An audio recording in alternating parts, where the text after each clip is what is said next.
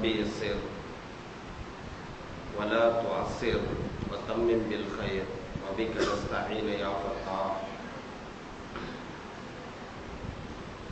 سبحانك لا علم لنا إلا ما علمتنا إنك أنت العليم الحكيم.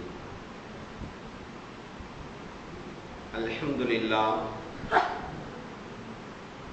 لله نحمده ونستعينه ونستغفره ونؤمن به ونتوكل عليه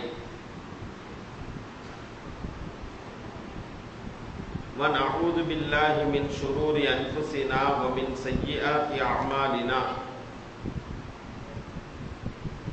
من يهده الله فلا مضل له ومن يضلله فلا هادي له.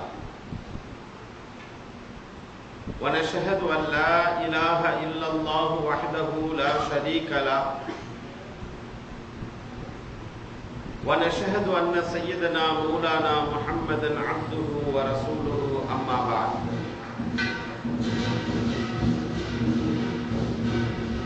فقد قال الله تعالى في القرآن العظيم والفرقان المجيد: أعوذ بالله السميع العليم من الشيطان الرجيم بفضل بسم الله الرحمن الرحيم.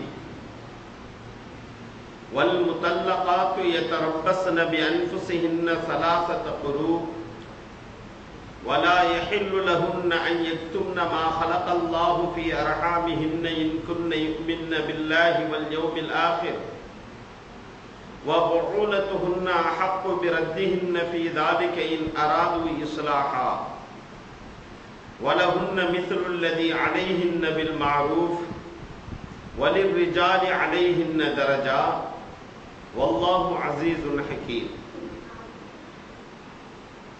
وعن ثوبان مولى رسول الله صلى الله عليه وسلم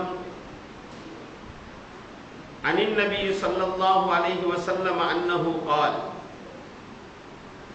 أيما امرأة سألت زوجها الطلاق في غير ما بأس حرم الله عليها رائحة الجنة.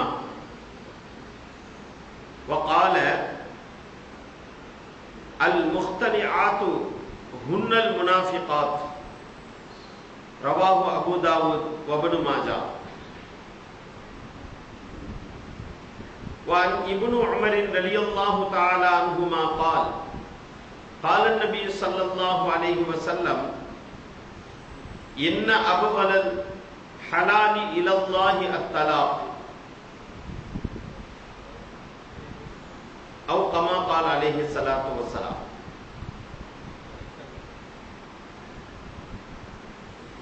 அளவற்ற அருளாளனும் நிகரற்ற அன்புடையனுமாகிய எல்லாம் வல்ல அல்லாஹுவின் திருநாமம் போற்றி ஆரம்பம் செய்கின்றேன்.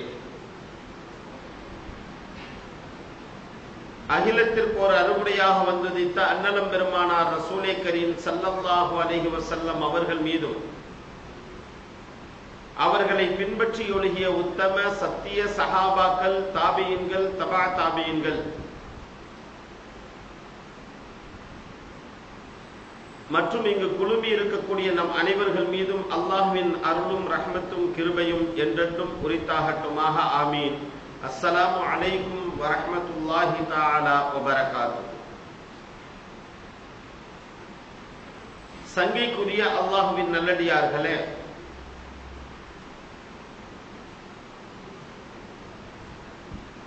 புனிதமான இந்த மாதாந்திர பயான்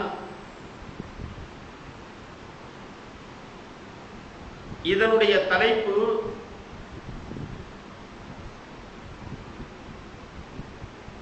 தலாக் என்றால் என்ன, இத்தா என்று சொன்னால் என்ன, ஏன் இத்தா இருக்க வேண்டும், எப்படி இருக்க வேண்டும் என்ற விஷயத்தை பற்றி விரிவாக கவனிக்க இருக்கின்ற ஒரு தலைப்பாக இருக்கின்றது.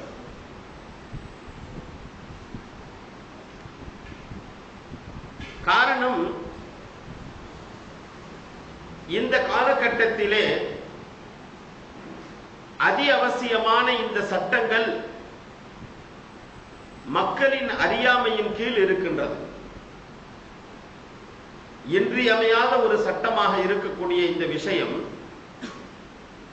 மக்களுக்கு தெரியறதில்லை. தெரிந்தாலும் அதனுடைய முக்கியத்துவம் தன் புறத்திலிருந்து உணராததின் காரணத்தினால் அதை அலட்சியம் செய்யக்கூடிய போக்குதான் சமுதாயத்தில் நிலவுகின்றது. அல்லாஹ் அதனுடைய முக்கியத்துவத்தை குறித்து எவ்வளவு வலியுறுத்தி குர்ஆன் ஷரீஃபிலே சொல்லி காட்டுகின்றானோ அந்த விஷயம் நாம் கவனத்தில் எடுத்துக் கொள்வதில்லை. இஸ்லாம் என்று சொல்லக்கூடிய அந்த தூய்மையான மார்க்கம் அறிவுபூர்வமான ஒன்றாக இருக்கின்றது. இஸ்லாத்தில் சொல்லக்கூடிய எந்த ஒரு வழிமுறைகளும் அறிவுக்கு ஒத்தார் போன்று இருக்கக்கூடிய விதத்தை நாம் பார்க்கலாம். அது எதுவாக இருந்தாலும் சரி, எல்லாவற்றிற்கும் வழிகாட்டுகின்றது. அனைத்தும் அறிவிற்கு ஒத்தார் போல் இருக்கின்றது. மனிதனுக்கு பிரயோஜனத்தை அளிக்கக்கூடியதாக இருக்கின்றது.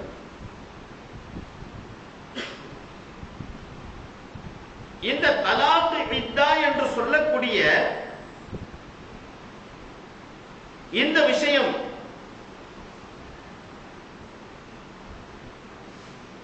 எப்படிப்பட்ட முக்கியத்துவத்தை வாய்ந்திருக்கின்றது என்று சொன்னால், திருமணத்தை அல்லாஹு தஆலா இந்த மனித சமுதாயத்திற்கு கடமையாக ஆக்கியது,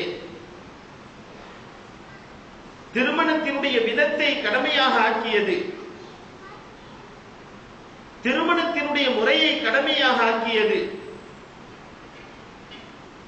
இந்த சமுதாயம் சங்கைக்குரிய சமுதாயமாக இருப்பதினால்தான், கண்ணியமான சமுதாயமாக இருப்பதினால்தான். எவ்வளவோ நியாமத்துகள் அல்லாஹ்வினால் கொடுக்கப்பட்ட நியாமத்துகள், அந்த நியாமத்திற்கு நிகர் ஒரு விஷயம் திருமணத்தில் கிடைக்கக்கூடிய சுகத்தை போன்று வேறு எந்த சுகத்தையும் நாம் அனுபவித்திருக்க முடியாது. நிக்காஹ்வினால் கிடைக்கக்கூடிய அந்த உறவு மனிதனுடைய மரணம் வரை நீடிக்கக்கூடியதாக இருக்கின்றது. அதற்கு பிறகும் கூட அது நீடிக்கக்கூடிய ஒரு விஷயமாக இருக்கின்றது என்று சொன்னால் அது நிக்காஹ் தான். அப்படிப்பட்ட நிக்காஹ்வை பெருமானார் ஸல்லல்லாஹு அலைஹி வஸல்லம் அவர்கள் இப்படித்தான் செய்ய வேண்டும் என்று சொல்லி சில கடமைகளை கணவனுக்கும் மனைவிக்கும் மத்தியிலே சில கடமைகளை வலியுறுத்தி சொல்லி காட்டுகிறார். திருமணம் ஆயிடுச்சு, எப்படி வாழ வேண்டும் என்ற முறையை பெருமானார் ஸல்லல்லாஹு அலைஹி வஸல்லம் அவர்கள் கற்றுத் தருகிறார்கள். இப்படித்தான் இருக்கணும். பல சந்தர்ப்பங்களில் பல தலைப்புகளின் கீழ் நாம் அந்த விஷயத்தை கவனித்திருக்கின்றோம். அப்படிப்பட்ட குடும்பங்கள், கணவன் மனைவி என்று சொல்லக்கூடிய இரு உறவுகள் இரு கண்களை போன்று பாவிக்கப்பட வேண்டும். அதில் எந்தவித பாரபட்சமும் ஏற்பட்டு விடக்கூடாது. அப்பதான் வாழ்க்கையில ஏற்படக்கூடிய மேடு பள்ளங்களை சமாளிக்க முடியும். ரெண்டு பேரும் என்ன செய்யணும்? விட்டு கொடுத்து வாழணும்.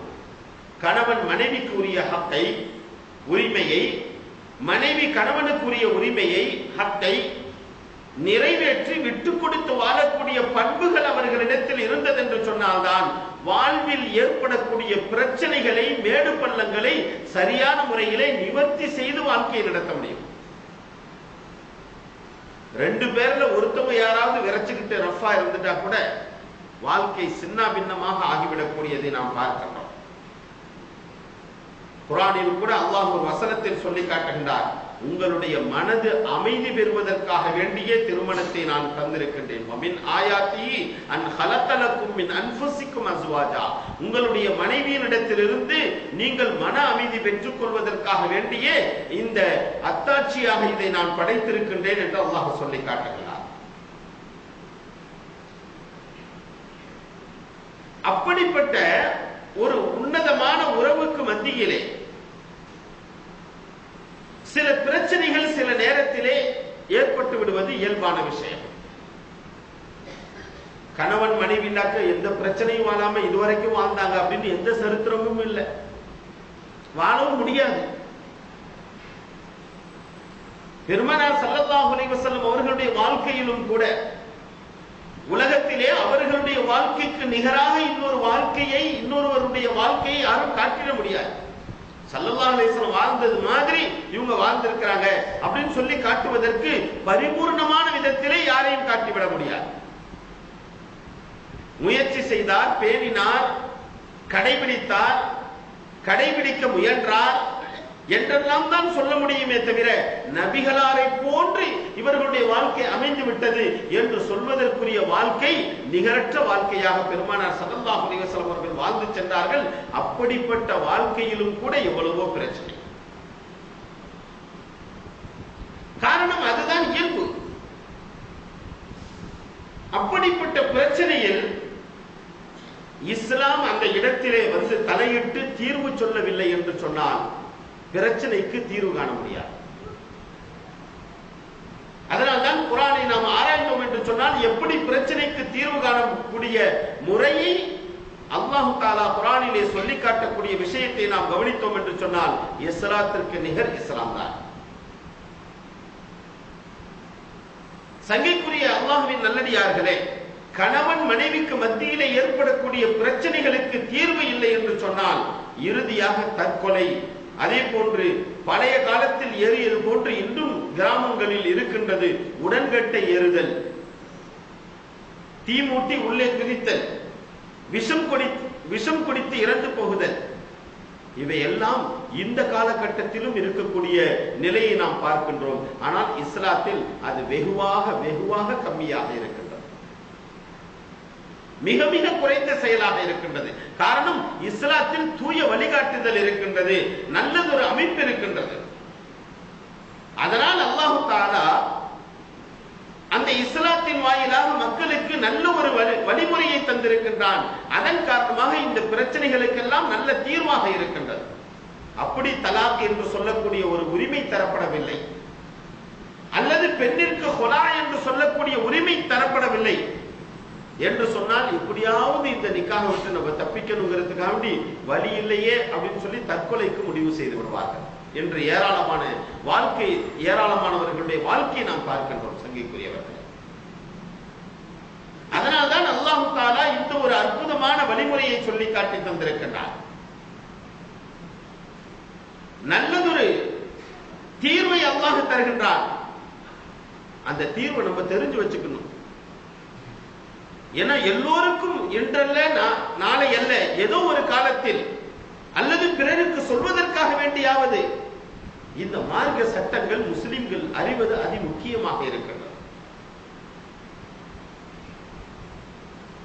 அதனால் அல்லாஹ் தஆலாவினுடைய தூதர் ஸல்லல்லாஹு அலைஹி வஸல்லம் அவர்கள் இதை தெளிவாக பேசி இருக்கின்றார்கள். கிதாபுன் நிக்காஹ் என்று சொல்லக்கூடிய தலைப்பு இல்லாத, அதாவது நிக்காஹினுடைய பாடம் என்று சொல்லக்கூடிய தலைப்பு இல்லாத ஹதீஸ் கிதாபுகள் இல்லை, ஹதீஸ் தொகுப்புகள் இல்லை. எந்த ஹதீஸ் தொகுப்பு கிதாபு நிக்காஹ் என்று சொல்லக்கூடிய ஒரு தலைப்பு இட்டு அந்த இடத்திலே நிக்காஹ், தலாக், ஹுலா, இத்தா என்று தெளிவான சட்டங்களை விளக்கக்கூடிய எந்த ஒரு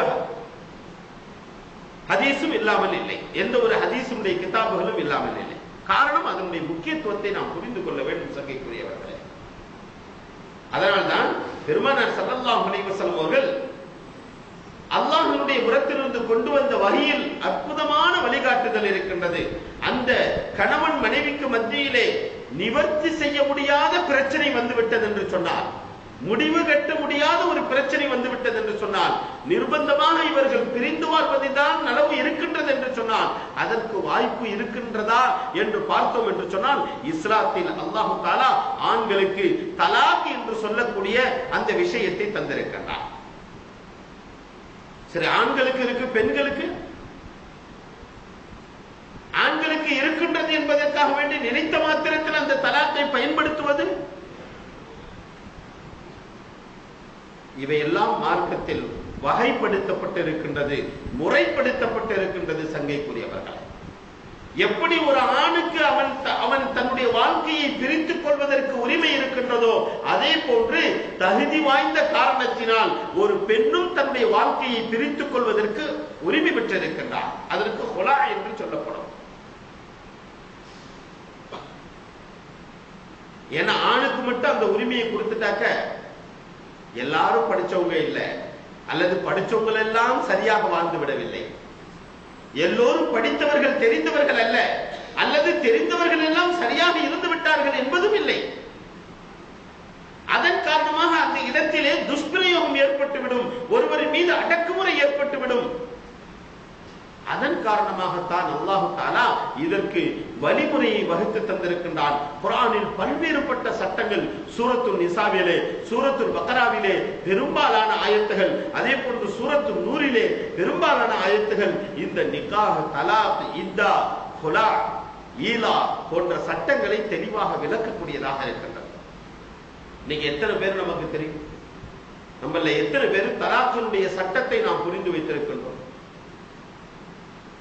எத்தனை பேர், எத்தனை பெண்கள் குலானுடைய சட்டங்களை தெரிந்து வைத்திருப்பார்கள்? அதனால்தான் இந்த தலைப்பை நாம் எடுத்துக்கொண்டோம். சங்கைக்குரியவர்களே, இது ஏதோ ஒரு ஆக்ரோஷமான ஒரு பயானா இருக்கும் அப்படின்லாம் நினைச்சிடாதீங்க. இது ஒரு கிளாஸ் தான். இந்த மாசம் சட்டங்கள் வேணா குறிப்பு கூட நீங்க எடுத்துக்கொள்ளலாம். ஏன்னா ஏதாவது ஒரு மசாலாவினுடைய சட்டத்தினுடைய ஒரு பகுதியை ஞாபகம் வைத்து மறுபகுதியை நீங்கள் மறந்து விட்டீர்கள் என்று சொன்னால் நீங்க ஞாபகம் வச்ச கேட்ட விஷயங்கள் எல்லாம் வீணானதாக ஆகிவிடும். ஆகையினால்தான் இந்த சட்டங்களை தெளிவாக நாம் விளங்கிக் கொள்ள வேண்டும். சங்கைக்குரியவர்களே,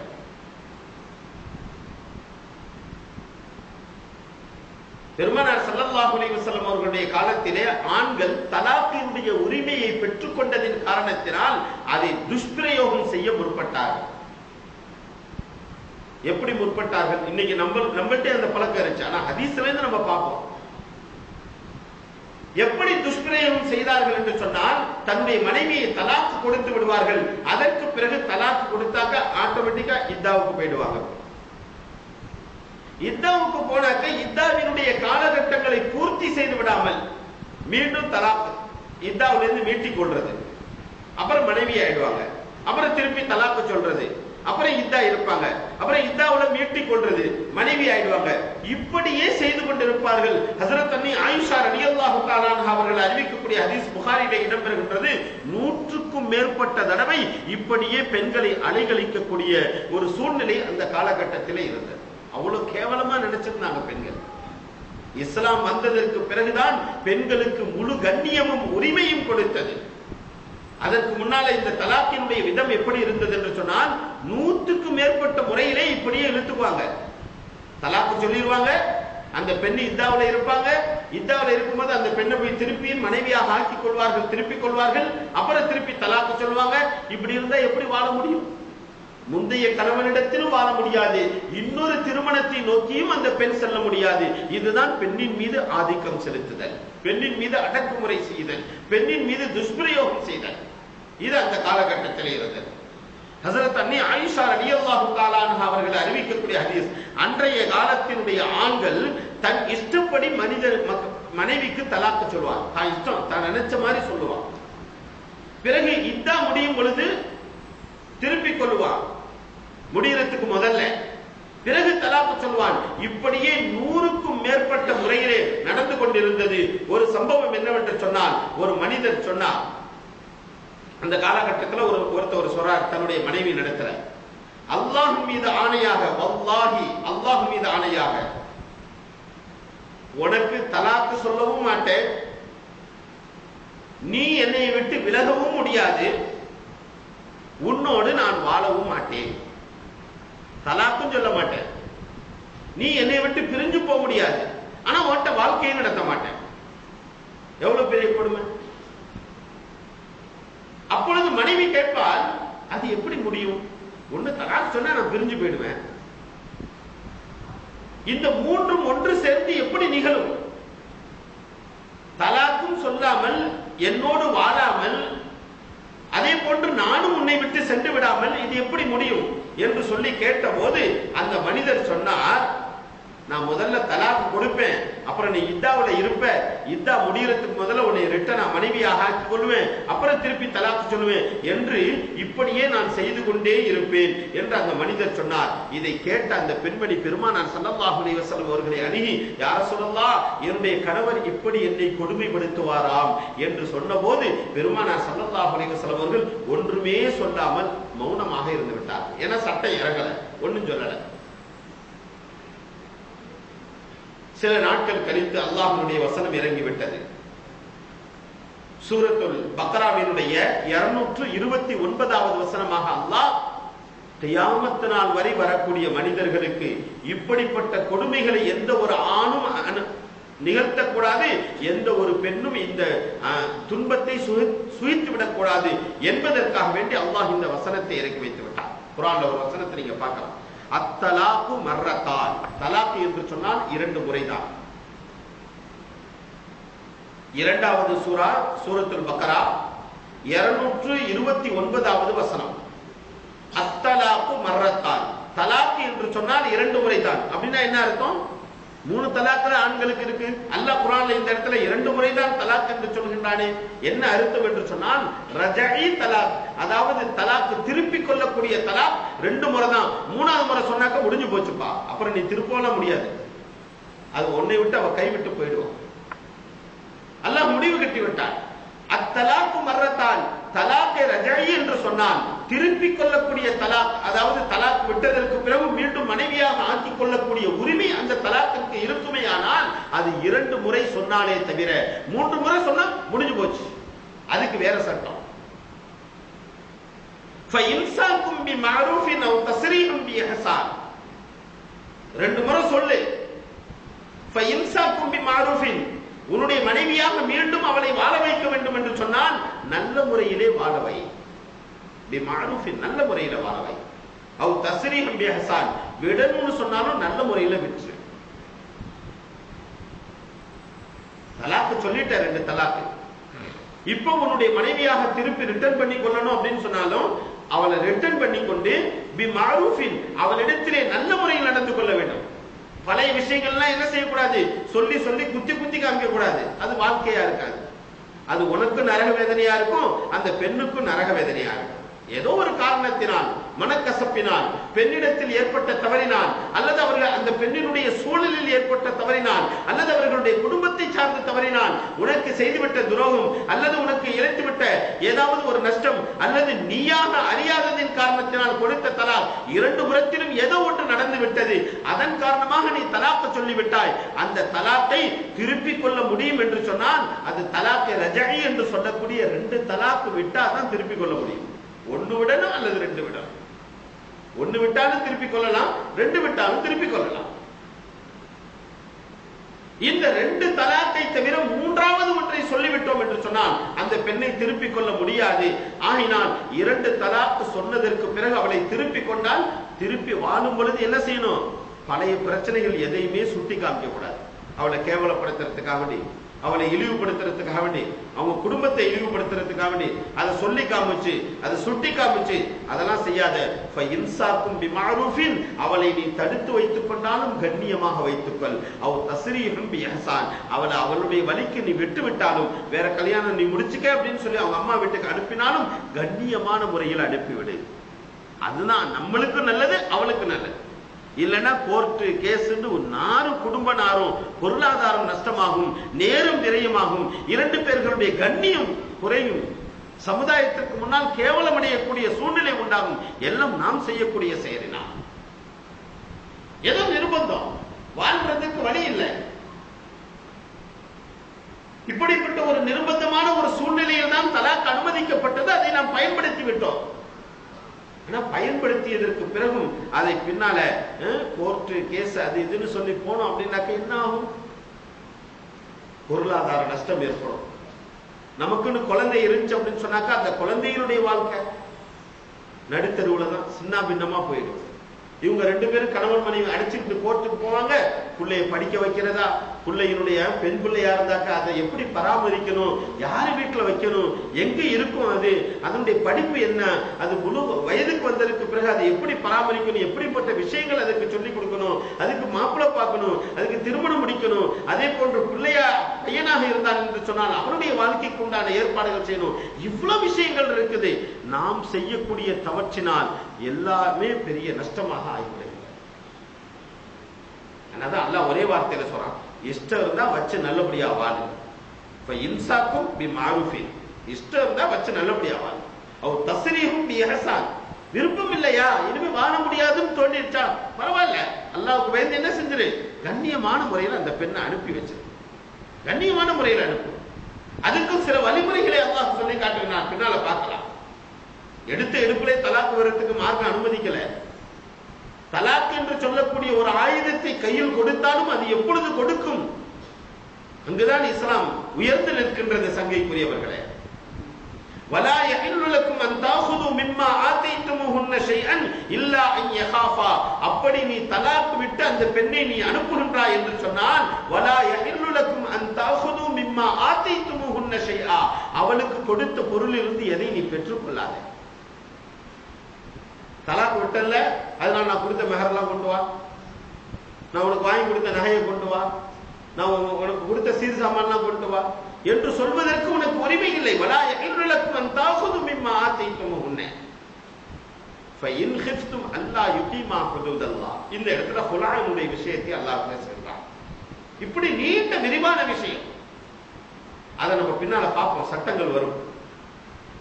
ஆக எடுத்த எடுப்பில் தலாக்கு சொல்லக்கூடாது என்பதில் இஸ்லாம் மும்முரமாக இருக்கின்றது, மிக கவனமாக மக்களை வழி நடத்துகின்றது. முஆத் இப்னு ஜபல் ரலியல்லாஹு தஆலா அவர்கள்,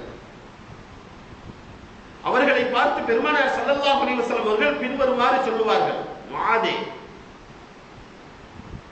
அடிமையை உரிமை விடுவதை விட பிடித்தமான ஒரு செயலை அல்லாஹ் தஆலா உலகத்தில் படைக்கல. எல்லாருக்கும் சுதந்திரம் தரணும். அப்படி ஏதாவது அந்த காலகட்டத்தினுடைய, அப்ப உள்ள காலகட்டத்தினுடைய அடிப்படையில் ஏதாவது அடிமையாக யாராவது இருந்தார்கள் என்று சொன்னால் அவர்களை உரிமை விட்டுருங்க. அது அல்லாஹ்வுக்கு ரொம்ப பிடிக்கும். அதை தவிர வேற சிறந்த செயல் இல்லை. அடிமையை உரிமையை விடுவதை விட பிடித்தமான செயல் அல்லாஹ்விடத்தில் உலகத்தில் இல்லை. அதே போன்று தலாக்கு சொல்வதை விட கோபம் ஊட்டக்கூடிய செயல் உலகத்தில் இல்லை. இன்னைக்கு நிறைய பேர் மார்க்கம் தெரியாததின் காரணத்தினால் நம்ம முஸ்லிம் சமுதாயம் முன்னோடிகள் என்று சொல்லக்கூடிய நிலையில் இருந்து விட்டவர்கள் கூட தலாக்கு சொல்லிடுறான், பிறகு அவள்கிட்டயே போய் குடும்பம் நடத்தினான். இது விபச்சாரம் அல்லவா? தலாக்கு சொல்லி முடிச்சிடறான், உனக்கு எனக்கு எந்தவித இதுவும் இல்லை. அவ்வளவு கோபம் உச்சக்கட்டத்திற்கு சென்று விடுகின்றது. பிறகு அவளிடத்திலே சென்று குடும்பம் நடத்தக்கூடிய விபச்சார செயல்பாட்டை கண்ணியமான முறையிலே செய்து கொண்டிருக்கின்றார்கள். விபச்சாரத்தை கண்ணியமான முறையில் நான் சொல்லல, அல்லாஹ் சொல்றான். ஏன்? மார்க்கம் என்னன்னு தெரியல, தலாக்குன்னா என்னன்னு தெரியல, தலாக்கினுடைய கொடூரம் சமுதாயத்திற்கு புரியவில்லை. பெருமானார் ஸல்லல்லாஹு அலைஹி வஸல்லம் அவர்கள் சொல்லுவார்கள், உலகத்திலே அல்லாஹ்விற்கு கோபமூட்டக்கூடிய செயல் தலாக்கை விட வேற ஒன்றும் இல்லை. அது மீதி எல்லா குற்றமும் அப்புறம்தான், தலாக்கு தான் முன்னுரிமை. அவ்வளவு அல்லாஹ் கோபப்படுகின்றான், ஏதோ நிர்பந்தத்திற்காக வேண்டி தந்திருக்கிறான். ஜாபிர் ரலியல்லாஹு தஆலா அவர்கள் அறிவிக்கக்கூடிய ஹதீஸ் பைஹக்கில வருது, 3 நபர்களின் தொழுகையை அல்லாஹ் தஆலா ஏற்க மாட்டார். ஒன்று, தப்பி ஓடிய அடிமை, எஜமான்டே தப்பி ஓடிட்டான் அந்த அடிமை, அந்த காலகட்டத்தினுடைய அடிப்படையில். இரண்டாவது, கணவன் கோபப்பட்ட பெண்.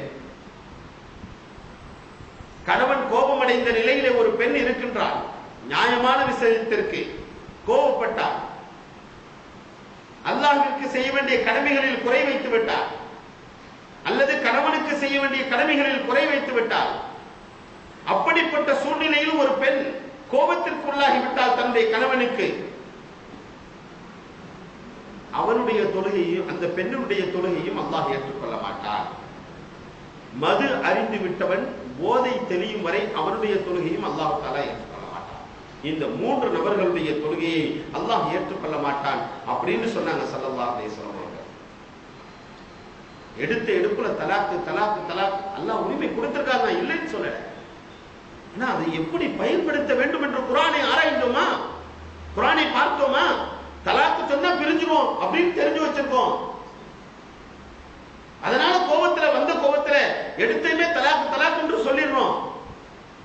ஆனா அந்த தலாக்கு எப்பொழுது சொல்ல வேண்டும், எந்த நிலைக்கு பிறகு சொல்ல வேண்டும், குர்ஆனை நாம் ஏன் நாம் பார்க்கவில்லை? அல்லாஹ் சொல்லி காட்டுகிறான், வல்லாத்தி தகாஃபூன நுஷூஸஹுன்ன, இரண்டு தம்பதிகளுக்கு மத்தியிலே, கணவன் மனைவிக்கு மத்தியிலே வாழ்க்கையில் பிரச்சனை ஏற்பட்டு அந்த பெண் சரிவரவில்லை என்று தெரிந்த, வாழ்க்கைக்கு ஒத்து வரவில்லை என்று ஒரு பெண்ணை பற்றி முடிவு கட்டிவிட்டால், நுஷூஸஹுன்ன, இருவர்களுக்கு மத்தியிலே பிணக்கு ஏற்பட்டு விட்டால், ஃபஹீதுஹுன்ன, அவளை கூப்பிட்டு நசீஹத் செய்ய வேண்டும். எடுத்துமே தலாக்கு சொல்றதுக்கு அனுமதி இல்லை. அவளை கூப்பிட்டு நசீஹத் செய்ய வேண்டும். இதெல்லாம் செய்யக்கூடாது. அல்லாஹ் ரசூலுக்கு கட்டுப்பட்டு வாழ வேண்டும். இதை செய்யாதே, இப்படி நடந்து கொள் என்று நாம் அவளுக்கு நசீஹத் செய்ய வேண்டும். முதலாவது இதெல்லாம் சொன்னதுக்கு பிறகு கேட்கல அப்படின்னு சொன்னாக்க, வஹ்ஜுருஹுன்ன ஃபில் மதாஜிஇ, நசீஹத் செஞ்சு கேட்கல, அறிவுரை கூறியும் கேட்கவில்லை என்று சொன்னால், வஹ்ஜுருஹுன்ன ஃபில் மதாஜிஇ, படுக்கையை விட்டு பிரித்தெடுக்க வேண்டும். இது இரண்டாவது சட்டம். படுக்கையை விட்டு பிரித்தெடுக்கிறது என்ன?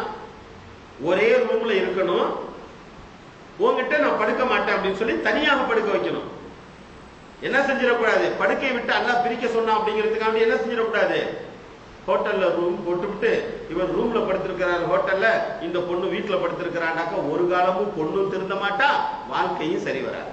இது இப்படியே ஓடி போயிடும் இந்த வாழ்க்கை. ஒரே ரூம்ல இருக்கணும். அல்லாஹ் உன்னிடத்தில் சேர்வதற்கு என்னை தடுத்திருக்கின்றான், நான் உன்கிட்ட சேர மாட்டேன் அப்படின்னு சொல்லி அவளுக்கு பயமுறுத்த வேண்டும். வஹ்ஜுருஹுன்ன ஃபில் மதாஜிஇ. அப்போ பெண்களுக்கு மனசுல இரக்கம் ஏற்படும், தன்னை சீர்திருத்திக் கொள்ள வேண்டும் என்ற எண்ணம் ஏற்படும்.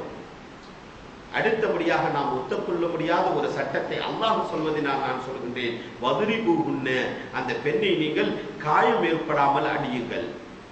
அல்லாஹ் சொல்றான். நாட்டினுடைய சட்டமும் ஒத்துக்கொள்ளாது, நமக்கு வாழ்வுக்கும் அது சரி வராது அப்படின்னு நம்ம நினைச்சிட்டு இருக்கோம். ஆனா அதற்கும் அந்த முறையில் நாம் கையாண்டோம் என்று சொன்னால், நீதமான முறையிலே எப்படி அந்த முறையை அல்லாஹ் சொல்கின்றானோ, அல்லாஹ்வுடைய தூதர் சொல்லி தந்தார்களோ அந்த முறையிலே நாம் கையாண்டோம் என்று சொன்னால் அதுவும் பலன் தரக்கூடியதாக இருக்கின்றது. ஃபைன் அத்தஅனகும் ஃபலா தபூ அலைஹின்ன சபீலா இன்னல்லாஹ கான அலீமன் கபீரா, அலியன் கபீரா. அல்லாஹ் இந்த மூன்று விஷயத்தையும் சொல்லி காட்டிவிட்டு இந்த மூன்றில் பணிந்து விட்டால் என்று சொன்னால் அவளை விட்டுருப்பா, எதுவும் சொல்லாதப்பா, குத்தி காமிக்காத, அவளை பழைய வாழ்க்கையை சொல்லி காமிக்காத, அவளுடைய தவறை சுட்டி காமிக்காத. ஃபைன் அத்தஅனகும் ஃபலா தபூ அலைஹின்ன சபீலா, வேறு வழிமுறைகளை நீ தேடாத. இன்னல்லாஹ கான அலியன் கபீரா, அல்லாஹ் மிக உயர்ந்தவனாக இருக்கிறான். சிறப்பா வாழ வைக்கணும்னு நினைச்சாக்க அல்லாஹ் வாழ வைக்கணும்னா வாழ வச்சிருவான். வயின் ஹிஃப்தும் ஷிகாக, இந்த மூணு செஞ்சுட்டாச்சு. என்ன அறிவுரை சொல்லியாச்சு, அப்பையும் கேட்கல. வஹ்ஜுருஹுன்ன ஃபில் மதாஜிஇ, படுக்கையை விட்டு தனிமைப்படுத்தியாச்சு, அப்பவும் கேட்கல. காயம் வராதவாறு வதுரிபூஹுன்ன, அடித்தாச்சு, காயம் வராதவாறு அடித்தாச்சு, அப்பையும் கேட்கல. நாலாவதாக ஒரு முறையை சொல்லுகிறான், வயின் ஹிஃப்தும் ஷிகாக பைனிஹிமா ஃபபஅது ஹகமம் மின் அஹ்லிஹி வ ஹகமம் மின் அஹ்லிஹா. அந்த ஆணுடைய புறத்திலிருந்து ஒரு மத்தியஸ்தரையும் பெண்ணுடைய புறத்திலிருந்து ஒரு மத்தியஸ்தரையும் நியமித்து ரெண்டு பேரும் அறிவுரை சொல்லுங்க. கணவனுக்கு கணவனை சார்ந்தவர்கள் உபதேசம் பண்ணணும், மனைவிக்கு மனைவியை சார்ந்தவர்கள் உபதேசம் செய்யணும். ரெண்டு குடும்பத்தார்களையும் பெரியவங்க, இவங்களுடைய பேச்சுக்கும் கட்டுப்படல, இவர்களுடைய மத்தியஸ்தர்கள் இவர்களுடைய பேச்சுக்கு கட்டுப்படல அப்படின்னு சொன்னாக்க, யுரீதா இஸ்லாஹி வஃபிகில்லாஹு பைனஹுமா, அந்த மத்தியஸ்தர் எப்படி இருக்கணும்னு அல்லாஹ் சொல்றான். மத்தியஸ்தர் எப்படி இருக்கணும், யாருக்கும் சைடு அடிக்க கூடாது. பொண்ணு வீட்டுக்காரங்களா இருந்தாக்க மாப்பிள்ளை வீட்டுக்கு மாற்றமா பேசுறது, மாப்பிள்ளை வீட்டுக்காரங்களா இருந்தாக்க பொண்ணு வீட்டுல அநியாயமா பேசுறது, இப்படிப்பட்ட மத்தியஸ்தர் இருக்கக்கூடாது. யுரீதா இஸ்லாஹி வஃபிகில்லாஹ், எப்படியாவது சேர்த்து வச்சிடணும் அப்படின்ற கவலையோடு இருக்கக்கூடிய மத்தியஸ்தர்கள் அங்கு வர வேண்டும். எப்படியாவது சேர்த்து வச்சிடணும் அப்படின்ற கவலை இருக்கும். சேர்த்து வச்சுட்டாக்க நமக்கு ஏதாவது கிடைக்கும், gift கிடைக்கும் அப்படின்னு நினைச்சும் அந்த பதவிக்கு வரக்கூடாது. சேர்த்து வச்சுட்டாக்க என்ன கிடைக்கும்? பொண்ணுடைய வீட்டுல இருந்து நமக்கு மரியாதை கிடைக்கும், நம்ம ஏதோ பெரிய கின்னஸ்ல சாதனை பண்ணிட்ட மாதிரி கிடைக்கும் அப்படின்னு நினைச்சு போகக்கூடாது. ரெண்டு பேரும் பிரியமாக வாழ்வதற்குரிய வழிமுறைகளை நாம் தேட வேண்டும் என்ற எண்ணம் தான் இருக்க வேண்டுமே தவிர, சேர்த்து வைத்து விட்டோம் என்று சொன்னால் பெரிய சாதித்து விட்டோம் என்று நினைத்துக் கொண்டு நாம் தவறிழைத்து விடக்கூடாது என்று மத்தியஸ்தர்களை அல்லாஹ் பார்த்து சொல்லுகிறார். இந்த மாதிரி எல்லாம் செஞ்சதுக்கு பிறகு ஒத்து வரலண்டா தான் தலாக். எவ்வளவு விஷயத்துக்கு பிறகு நம்ம நினைச்சுட்டு இருக்கோம், என்னமோ தலாக்குனாக்க நம்ம உடனே நினைச்சது மாதிரி சொல்லிடலாம் அப்படின்னு நம்ம நினைச்சிட்டு இருக்கோம். சொல்லலாங்க, 3 தலாக்கு சொன்னாலும் கூடும், 1 சொன்னாலும் கூடும், 2 சொன்னாலும் கூடும், எல்லாமே கூடிடும். ஆனால் அல்லாஹ்வுடைய தூதர் ஸல்லல்லாஹு அலைஹி வஸல்லம் அவர்கள் ஒரு விஷயத்தை, ஒரு ஹதீஸ் நம்ம பார்க்கலாம். பெருமானார் ஸல்லல்லாஹு அலைஹி வஸல்லம் அவர்களுக்கு முன்னால் ஒரு மனிதனை பற்றி சொல்லப்பட்டது. யா ரசூலல்லாஹ், இவன் தலாக்கு 3 முறை சொல்லிவிட்டார். ஆயிஷா ரலியல்லாஹு தஆலா அன்ஹா அவர்கள் அறிவிக்கிறார்கள், புகாரில வருது, நபி ஸல்லல்லாஹு அலைஹி வஸல்லம் அவர்களிடத்திலே சொல்லப்பட்டது, கேட்கப்பட்டது, ஒருவர் தன் மனைவியை 3 முறை தலாக்கு சொல்லிவிட்டார். அப்பொழுது பெருமானார் ஸல்லல்லாஹு அலைஹி வஸல்லம் அவர்கள் கேட்டார்கள், மஹ்மூத் இப்னு லபீத் ரலியல்லாஹு தஆலா அவர்கள் அறிவிக்கக்கூடிய ஹதீஸ், ஒரே நேரத்திலே 3 முறை ஒருவர் தலாக்கு சொல்லிவிட்டார். இதை கேள்விப்பட்ட பெருமானார் ஸல்லல்லாஹு அலைஹி வஸல்லம் அவர்கள், உங்களிடையே நான் நபியாக இருக்கும் பொழுது அல்லாஹ்வுடைய வேதத்தோடு நீங்கள் விளையாடுகின்றீர்களா என்று கடுமையான கோபத்தோடு, முகம் சிவந்த நிலையிலே கடும் சினம் கொண்டு அவர்களை கேட்டார்கள். இந்த ஹதீஸ் நஸீ ஷரீஃப்ல வருது. அல்லாஹ்வுடைய வேதம் இருக்குது, நான் உங்கள்கிட்ட இருக்கிறேன், நான் உங்களிடம் இருக்கும் பொழுது அல்லாஹ்வுடைய வேதத்தோடு நீங்கள் விளையாடுறீங்களா? அந்த அளவுக்கு உங்களுக்கு தலாக் வந்து கிள்ளிக்கிற மாதிரி ஆயிடுச்சா? நினைச்ச மாதிரி பயன்படுத்தக்கூடிய நிலையில நீங்க இருக்கிறீங்களே அப்படின்னு ஸல்லல்லாஹு அலைஹி வஸல்லம் கடுமையான கோபப்பட்டாங்க. அதனால்தான் அல்லாஹ் சொல்லி காட்டுவான், இன்ன அபகதல் ஹலாலி இந்தல்லாஹி அத்தலாக், ஹலாலான விஷயத்திலே அல்லாஹ்விற்கு கோபமூட்டக்கூடிய ஒரு விஷயம் இருக்கின்றது என்று சொன்னால் அது தலாக் என்பார்கள். ஹலால் தான், நிர்பந்தத்துக்கு கொடுக்கப்பட்டது. ஆனால் அல்லாஹ் தஆலா கோபப்படுகின்றான் அந்த தலாக்கை உபயோகிப்பதினால். அந்த தலாக்கினுடைய விதத்தை இப்ப நம்ம பார்க்கணும். தலாக் 3 விதமாக இருக்கும். நல்லா கவனிக்கணுங்க, ஏன்னா இதெல்லாம் சட்டங்கள் எல்லாமே. தலாக்கே ரஜஇ, தலாக்கே ரஜஇ என்று சொன்னால் மனைவியை மீண்டும் திருப்பிக் கொள்ளக்கூடிய அனுமதி பெற்ற தலாக். மீண்டும் திருப்பிக் கொள்ளலாம். அது என்ன அப்படின்னாக்க, எல்லாருக்கும் இதுதான் அனுமதி. இதுக்கு மேல நம்ம போறோம் அப்படின்னு சொன்னாக்க அது வந்து வரம்பு மீறக்கூடிய ஒரு செயல். 2வது தலாக்கும் விடலாம், 3வது தலாக்கும் விடலாம், ஏற்றுக்கொள்ளப்படும். ஆனால் குற்றவாளிகளாக நாம் ஆகுவோம். அதுவும் பிரிச்சு வச்சிரும். இந்த தலாக்க ரஜையும் பிரிச்சு வச்சிரும். எல்லாமே பிரிச்சு வச்சிரும். ஆகையினால முதலாவதாக தலாக்க ரஜஇ, மனைவியை திருப்பிக் கொள்ளக்கூடிய, திரும்ப மனைவியாக மீட்டுக் கொள்ளக்கூடிய எண்ணத்துடன் ஒரு தடவையோ அல்லது 2 தடவையோ தலாக்கு சொல்வது. என்ன இருக்கு? மீண்டும் அவளை திருப்பிக் கொள்வோம், கொஞ்சம் தண்டனை மாதிரி கொடுப்போம் அப்படி நினைத்து கொண்டு என்ன சொல்றான், ஒரு தடவை தலாக்கு சொல்றான், 2 தடவை தலாக்கு சொல்றான். ஆனா எண்ணம் என்ன இருக்குது? இதான் அவனுடைய காலகட்டத்தில் அவ பயந்துருவா, நம்மளுடைய வாழ்க்கை போயிடுன்னு அஞ்சிருவா, அதுக்குள்ளாட்டி நம்ம திருப்பிக் கொள்ளலாம் என்ற எண்ணத்தோடு தலாக்க சொல்லக்கூடியதற்கு தலாக்கே ரஜஇ என்று சொல்லப்படும். அந்த தலாக்கிற்கு என்ன என்று சொன்னால், இத்தாவினுடைய காலகட்டத்திலே அந்த பெண்ணை மனைவியாக மீண்டும் மீட்டிக் கொள்ள வேண்டும். இதற்கு இம்சாக் என்று சொல்லப்படும். அரபியில் அல்லாஹ் குர்ஆன்ல சொல்லி காமிக்கிறான். அதே மாதிரி தலாக் ரஜஇ சொன்னதற்கு பிறகு இத்தாவினுடைய காலம் முடிஞ்சிருச்சு, இத்தாவினுடைய காலகட்டங்கள் முடிந்து விட்டது. இவன் அது வரைக்கும் என்ன செய்யல, அவளை மனைவியாக திருப்பிக் கொள்ளல, இத்தாவினுடைய காலமும் முடிஞ்சு போச்சு. இப்ப அவளை மனைவியாக ஆக்கிக் கொள்ள வேண்டும் என்று சொன்னால் குர்ஆன் என்ன செய்து ஒரு சட்டம் சொல்லுது, அவளை நிக்காஹ் செய்யணும். இத்தாக்குள்ள திருப்பி கொண்டோன்னு சொன்னாக்க திருப்பிக்கலாம், அப்ப நிக்காஹ் தேவையில்லை. இத்தா முடிஞ்ச பிறகு திருப்பணும்னு சொன்னாக்க மீண்டும் நிக்காஹ் செய்ய வேண்டும். ஆனா அந்த நிக்காஹ்க்கு சாட்சியும் தேவையில்லை, அந்த நிக்காக்கு என்ன எதுவும் தேவையில்லை.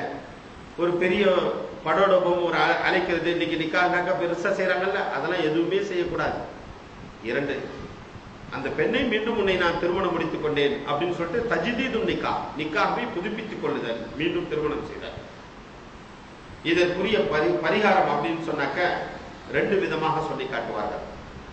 ஒன்று, இத்தா காலம் முடிவதற்கு முன்பதாக அவளை மீட்டிக் கொண்டோம் என்று சொன்னால் இதற்கு கஃபாரா கொடுக்க வேண்டும். கஃபாரான்னு அல்லாஹ் சொல்றான்.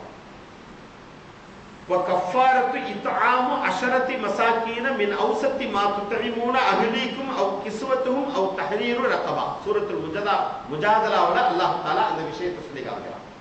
இத்தா சொல்லிட்டான், தலாக்கு சொல்லிட்டான், அந்த பெண்ணு இத்தாவுல இருக்கிறா, ஒரு தலாக்கு சொன்னா அல்லது இரண்டு தலாக்கு சொன்னா மீட்டு கொள்ளக்கூடிய எண்ணத்தோடு சொன்னா, ஆனா அந்த பெண்ணை இத்தா முடியறதுக்கு முதல்ல ரிட்டர்ன் பண்ணிக்கிட்டான் அப்படின்னாக்க என்ன செய்யணும்? இத்தா முடியறதுக்குள்ள ரிட்டர்ன் பண்ணிக்கிட்டாக்க கஃபாரா கொடுத்தா போதும். அந்த கஃபாரா என்ன?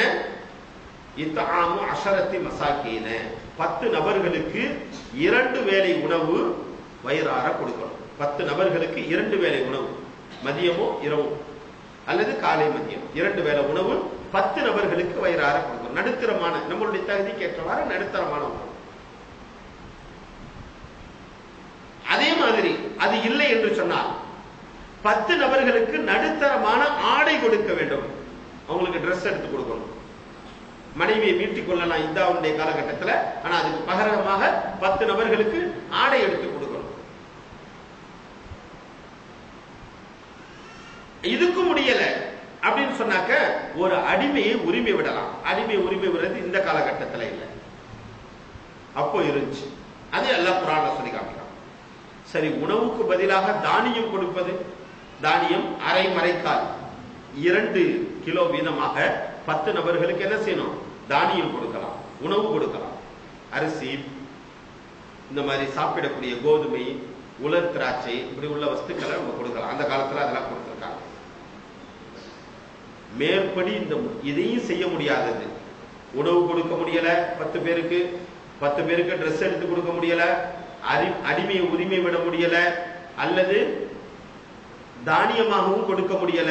இதெல்லாம் முடியலண்டாக்க, ஏழ்மை இருக்குது அப்படின்னு சொன்னாக்க ஐந்தாவதாக 3 நாட்களுக்கு நோன்பு வைக்க வேண்டும். அதுவும் 3 நாள் எப்படி வைக்கணும்? ஷஹ்ரைனி முத்ததாபிஐன், தொடர்படியான நோன்பு. 3 நாள் தொடர்ந்து நோன்பு வைக்கணும். நோன்பு வச்சுட்டா இப்ப 2 பேரும் குற்றவாளிகளாக ஆக மாட்டார்கள். கணவனும் குற்றவாளியாக மாட்டாரு, மனைவியும் குற்றவாளியாக ஆக மாட்டார். இந்த சட்டம் சூரத்துல் பக்ராவினுடைய 231வது வசனத்திலே அல்லாஹு தஆலா தலாக் ரஜஇ சம்பந்தப்பட்ட சட்டத்தை அல்லாஹ் சொல்லி காட்டுகின்றார். அந்த மாதிரி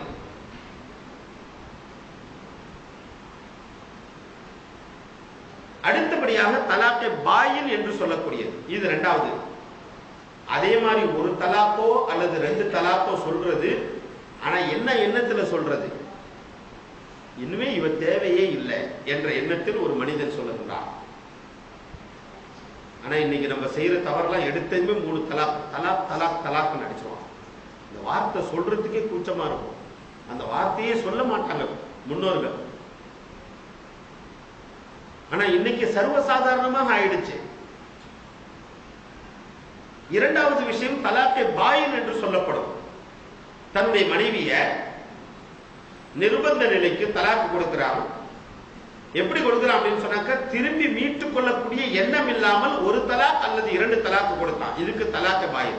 ரஜஇல திரும்ப மீட்டுக் கொள்ளணும்ன்ற எண்ணத்துல 1 2 கொடுத்துட்டான், அதற்கு அந்த சட்டம்.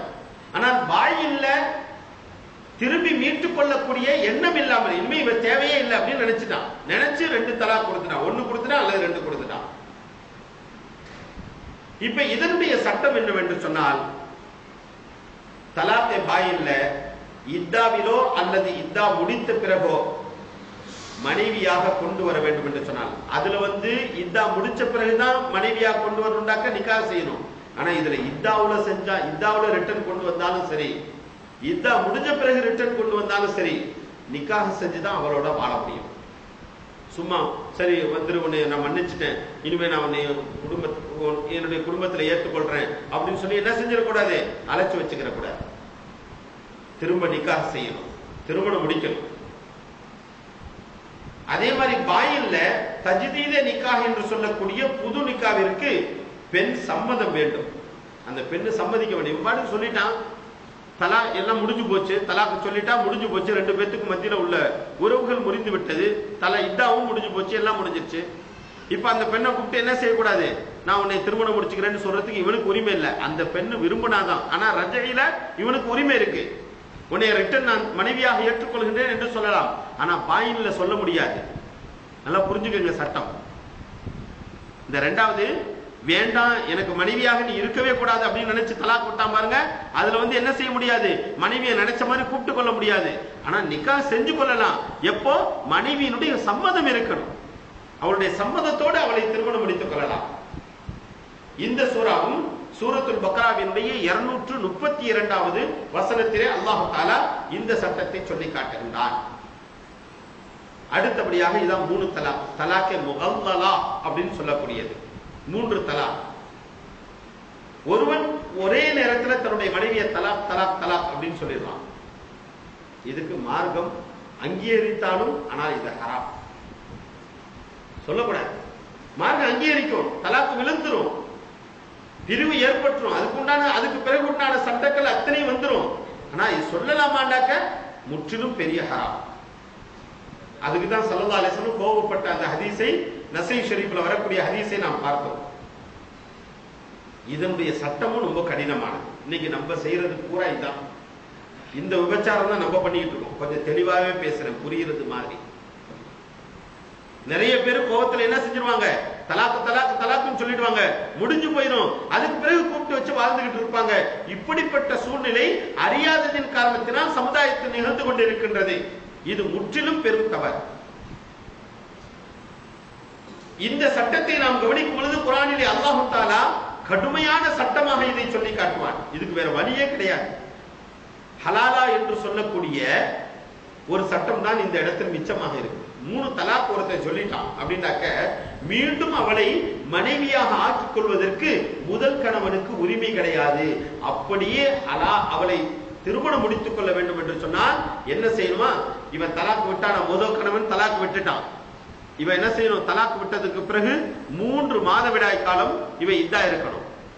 3 மாதவிடாய் காலம் இதா இருக்கணும். இதா இருந்ததற்கு பிறகு வேறொரு கணவனை திருமணம் முடிக்க வேண்டும். நல்லா கவனிச்சுக்கணும், ரெண்டு எல்லாத்துக்குமே ஹதீஸ் இருக்கு. வேறொரு கணவனை திருமணம் முடிக்க வேண்டும். அந்த வேறொரு கணவனை திருமணம் முடித்ததற்கு பிறகு அவனோடு உடலுறவும் கொள்ள வேண்டும். புகாரில வருது அந்த ஹதீஸ். பெருமானார் ஸல்லல்லாஹு அலைஹி வஸல்லம் ஆயிஷா ரலியல்லாஹு தஆலா அவங்க அறிவிக்கிறாங்க, நபி ஸல்லல்லாஹு அலைஹி வஸல்லம் அவர்களிடத்திலே கேட்கப்பட்டது, யா ரசூலல்லாஹ், ஒருவர் தன்னுடைய மனைவியை 3 தலாக் சொல்லிவிட்டார், இப்பொழுது வேறொருவரோடு நிக்காஹ் முடித்து இன்னொருத்தவற்றை போய் நிக்காஹ் முடிச்சுட்டு பிறகு மீண்டும் முதலாவற்றை திருமணம் முடிக்கலாமா? இன்னொருத்தவர் போய் நிக்காஹ் முடிச்சாங்க, திருப்பி ரிட்டன் முதல் கணவர்கிட்டயே வரலாமா அப்படின்னு சொல்லி கேட்டதுக்கு நபி ஸல்லல்லாஹு அலைஹி வஸல்லம் அவர்கள் சொல்லக்கூடிய வார்த்தையை நம்ம கவனிக்கணும். முதல் கணவன் சுவைத்தது போன்றே இரண்டாவது கணவனும் அவளை சுவைத்து இருக்க வேண்டும் அப்படின்னு நாங்க புகாரில வந்திருக்க ஹதீஸ்.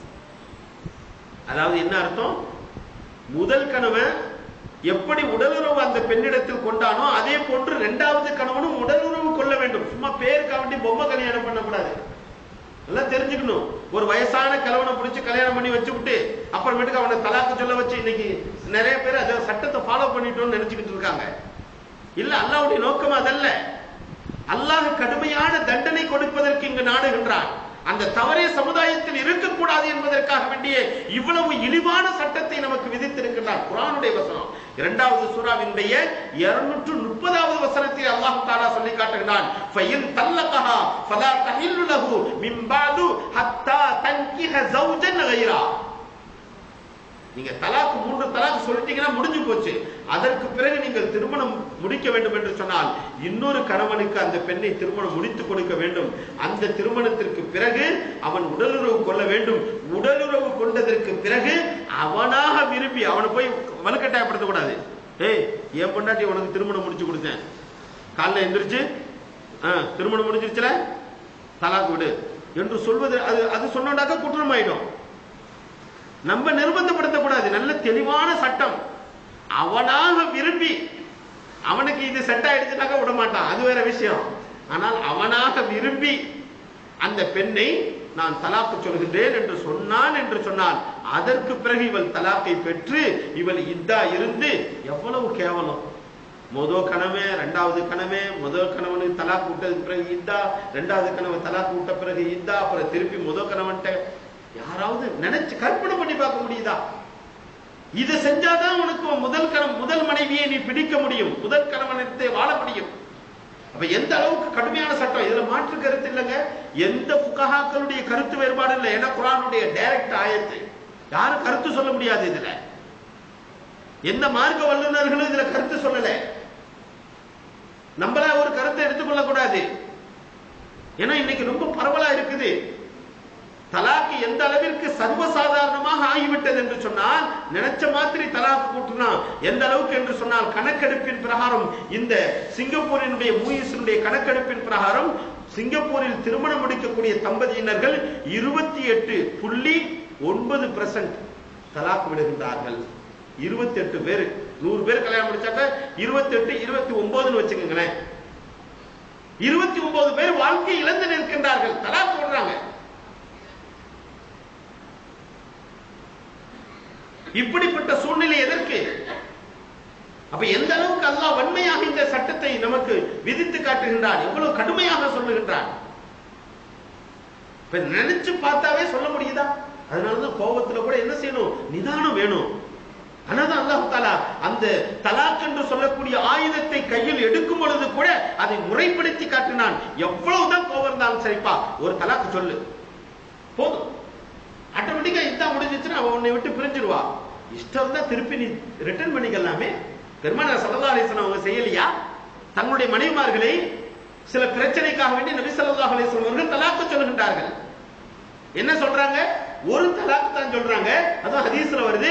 எப்படி சொன்னாங்கன்னு சொன்னாக்க, நான் உங்களிடத்தில் ஒரு ஈலா செய்யறாங்க, ஒரு மாதம் அளவிற்கு உங்களிடத்துல நான் சேர மாட்டேன் அப்படின்னு சொல்றாங்க. 29 நாள் ஆச்சு, 30வது நாள் சேர்ந்துட்டாங்க. பெருமானாரிடத்தில் கேட்கப்பட்டது, யார சொல்லலாம், ஒரு மாதம் என்று சொன்னீர்களே, 29வது நாள்ல சேர்ந்துட்டீங்களே என்று கேட்கப்பட்ட போது 29 தேதிகளில் உண்டு, மாதங்களில் உண்டு, 29 நாளும் மாதங்கள்ல இருக்குது அப்படின்னு ஸல்லல்லாஹு அலைஹி வஸல்லம் பதில் சொன்னாங்க. எவ்வளவு கோபமா இருந்தாலும் இது தாங்க அனுமதி. எவ்வளவு இதற்கும் வழிகாட்டுதல் பெருமானார் ஸல்லல்லாஹு அலைஹி வஸல்லம் அவர்களுடைய வாழ்வில் இருந்து நமக்கு கிடைக்கும் பொழுது, நாம் நினைச்ச மாத்திரத்துல என்ன பெரிய, யார் நம்மளை என்ன செஞ்சிட முடியும்? அப்புறம் விபச்சார வாழ்க்கை தான் நடத்தணும். தைரியம் நமக்கு என்ன, யாரு கேட்க முடியும், யாரு சொல்ல முடியும், யாரும் கேட்க முடியாது, யாரும் சொல்ல முடியாது. உங்கள்கிட்ட பணம் இருக்கு, உங்கள்கிட்ட கோர்ட்ல வாதாடக்கூடிய சக்தி இருக்குது, உங்கள்கிட்ட நேரத்தை செலவழிக்கக்கூடிய எல்லாம் இருக்குது, நேரத்தை கொடுப்பீங்க, எல்லாமே இருக்குதுங்க, உங்கள்கிட்ட யாருமே சொல்ல முடியாதுங்க. ஆனா அல்லாஹ்ட்ட போய் மாட்டிக்கிறோம்னு நீ எவ்வளவு பெரிய ஆளா இருந்தா என்ன, யாரா இருந்தா என்ன, உன்கிட்ட எவ்வளவு பெரிய ஆள் பலம் இருந்தால் என்ன, பணபலம் இருந்தால் என்ன, எது இருந்தால் என்ன, அல்லாஹ்விடத்தில் மாட்டிக்கொள்ள வேண்டும் அல்லவா? இந்த உலகத்துல வேண்டாக்க நீ தான் ஒரு நீதவான் அப்படின்னு சொல்லி காமிச்சிடலாம், கண்ணை மூடிட்டா முடிஞ்சு போச்சு, இழுத்துமா ஒரே இது. அதனாலதான் இவ்வளவு சட்டம். எவ்வளவுதான் கோபம் இருந்தாலும் சரி, ஒரு தலாக் அல்லது 2 தலாக் முடிஞ்சு போச்சு, அதுக்கு மேல சொல்லிடாத. ஆட்டோமேட்டிக்கா இத்தாவினுடைய காலம் வந்துச்சுன்னு சொன்னாக்க பிரிஞ்சு போயிடலாம். அவ யாரையாவது பார்த்து வாழ்ந்துட்டு போறா, நீ யாரையாவது திருமணம் முடித்து வாழ்ந்துட்டு போ, ஏதாவது ஹலாலான முறையில போயிட்டு இருக்கட்டும், இதுதான் முறை.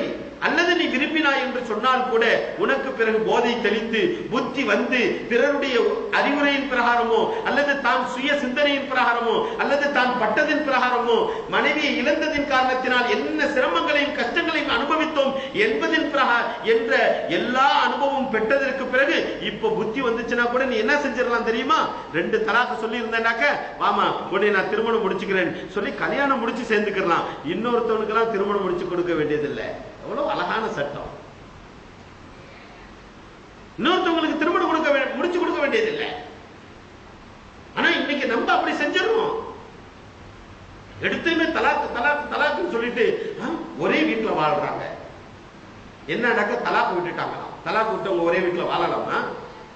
ஒரே வீட்டுலண்டாக்க ஒரே ரூம்ல ஒரே சாப்பாடு, ஒரே வீட்டுல இருந்து கொண்டு இவங்களும் அவங்களும் ஆபீஸுக்கு போயிட்டு வருவாங்க கொள்ளுவாங்க. இது தலாக் ஆயிடுது. இன்னைக்கு அது சாதாரணமா சாதாரணமா போயிடுச்சு. அதனுடைய மகத்துவம் முக்கியத்துவம்லாம் தெரியவே இல்லை. அல்லாஹ்வுடைய தூதர் ஸல்லல்லாஹு அலைஹி வஸல்லம் ஹதீஸ்ல வருது, ரும்மான், அதாவது பெருமானார் ஸல்லல்லாஹு அலைஹி வஸல்லம் 3 தலாக்கு ஒரு மனிதர் விட்டுவிட்டார் என்ற விஷயத்தை கேட்டதற்கு பிறகு அவர்களுடைய முகம் ரும்மான் என்று மாதுளையை போன்று சிவந்து விட்டது என்று சொன்னார்கள். மாதுளையை போன்று சிவந்து விட்டது. சிவந்ததற்கு பிறகுதான் கேட்டார்கள், உங்களிடையில் நான் இருக்கும் பொழுது அல்லாஹ்வுடைய வேதத்தோடு நீங்கள் விளையாடுகின்றீர்களா அப்படின்னு பெருமானார் ஸல்லல்லாஹு அலைஹி வஸல்லம் கேட்ட ஹதீஸ் புகாரில் இருக்கு. சங்கைக்குரியவர்களே, இன்னைக்கு நம்ம சட்டம் தெரியாததின் காரணத்தினால் இவ்வளவு பெரிய ஒரு தீமையை செய்து கொண்டு இருக்கின்றோம். இந்த 3 வகைங்க, தலாக் பாயின், தலாக் ரஜஇ, தலாக் பாயின், தலாக் முகல்லலா. இந்த தலாக் ரஜஇ தலாக் பாயின்ல ரிட்டர்ன் பண்ணிக்கலாங்க, நிக்காஹ் செஞ்சோ அல்லது கஃபாரா கொடுத்தோ, அந்த சட்டம்லாம் தெளிவா சொல்லிட்டேன்.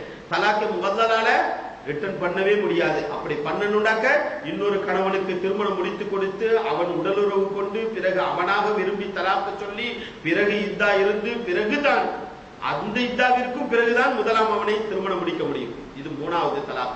3 தலாக்ல இந்த சட்டம். சரி, இது ஒரு வகை. இன்னொரு வகை நம்மள்ட்ட ஒரு தவறு இருக்குது, அதுக்கும் மார்க்கத்துல சொல்லிக்காங்க. ஈலா அப்படின்னு சொல்லக்கூடியது. ஈலா இது ஒரு வகை தலாக் தான். என்ன அப்படின்னு சொன்னாக்க, பிணக்கோ பிணக்கின்றியோ, அதாவது பிணக்குன்னு சொன்னா மனக்கசப்பு இருந்தாலும் சரி, மனக்கசப்பு இல்லைனாலும் சரி, கணவன் என்ன சொல்றான் மனைவியை பார்த்து, அல்லாஹ் மீது ஆணையாக உன்னை நான் தொடவே மாட்டேன், உன்னை நான் நெருங்கவே மாட்டேன், உன்னிடத்தில் உடல், இந்த வார்த்தையெல்லாம் சொல்றான். உன்னை தொடவே, சத்தியமா உன்னை தொடவே மாட்டேன் அப்படின்னு. வராத, நெருங்காத, சத்தியமா தொட மாட்டேன், உன்னை நான் நெருங்க மாட்டேன், உன்னிடத்தில் உடலுறவு கொள்ள மாட்டேன். இது மாதிரி உள்ள வார்த்தை. இது ஃபார் எக்ஸாம்பிள் 3 வார்த்தை சொல்லியிருக்கேன். இதே மாதிரி உள்ள எத்தனை வார்த்தைகள் இருக்கோ அதெல்லாம் சொல்லிடலாம். இப்ப இதிலும் 3-4 விதத்தில் இதை சட்டமாக பிரித்து தருகிறார்கள். ஒன்று, இந்த மாதிரி சொல்லும் பொழுது, உதாரணத்துக்கு ஒரு வார்த்தை எடுத்துக்கொள்ளுமே, ஒன்னை நான் தொடமாட்டேன்னு சொல்றான். சொல்லும் பொழுது காலக்கெடு விதிக்காமல் சொல்றான். காலக்கெடு விதிக்காமல்னாக்க என்ன? ஒரு காலத்தை குறிப்பிட்டு 5 மாசத்துக்கு உன்னை தொட மாட்டேன், 2 மாசத்துக்கு உன்னை தொட மாட்டேன், 1 மாசத்துக்கு, 1 வாரத்துக்கு, 10 நாளைக்கு, ஏதோ ஒரு காலம். அந்த காலம் குறிப்பிடும் பொழுது காலக்கெடு விதிக்காமல் எந்தவித ஒண்ணுமே சொல்லாம, 1 வாரம் 10 நாள் எதுவுமே சொல்லாம டைரக்டா சொல்றான், உன்னை நான் தொடமாட்டேன் அப்படின்னு சொல்லிடலாம். 1, சத்தியமாக உன்னை நான் தொடமாட்டேன், ஒரு வார்த்தை. 2வது, 4 மாதத்திற்கு உன்னை நான் உடலுறவு கொள்ள மாட்டேன். முதல்ல உன்னை நான் உடலுறவு கொள்ள மாட்டேன் பொதுவா சொல்லிட்டான். அடுத்தபடியாக 4 மாதத்திற்கு உன்னை நான் உடலுறவு கொள்ள மாட்டேன். அடுத்தபடியாக 4 மாதத்தை விட அதிகமாக உன்னிடத்தில் நான் உடலுறவு கொள்ள மாட்டேன். இதுதான் குர்ஆனுடைய வசனம். இந்த 3 வார்த்தையை சொல்லிட்டான். இந்த 3 வார்த்தையை சொல்லி சத்தியம் செய்து, இந்த 3 வார்த்தையிலையும் சொல்லி சத்தியம் செஞ்சுட்டான் அப்படின்னாக்க இவன் மனைவியாகவே இருப்பாள். மனைவியாகவே இருப்பாள். ஆனா கஃபாரா மட்டும் கொடுத்துக் கொள்ளலாம். உறவு மட்டும் முடியாது, மனைவியாக இருப்பால், கஃபாரா கொடுத்துக் கொள்ளலாம். நிக்காஹ்ல எந்தவித பாதிப்பும் ஏற்படாது. ஆனால் ஒரு மனிதன் சத்தியம் முறித்த குற்றப்பரிகாரம் கஃபாரா மட்டும் செய்தால் போதும். தலாக் ரஜஇ போன்றுதான் இதுக்குள்ள சட்டம். உன்னையே நான் உடலுறவு கொள்ள மாட்டேன், பொதுவான வார்த்தை. 4 மாதத்திற்கு உன்னிடத்தில் உடலுறவு கொள்ள மாட்டேன், இது காலக்கெடு விதிக்கப்பட்டது.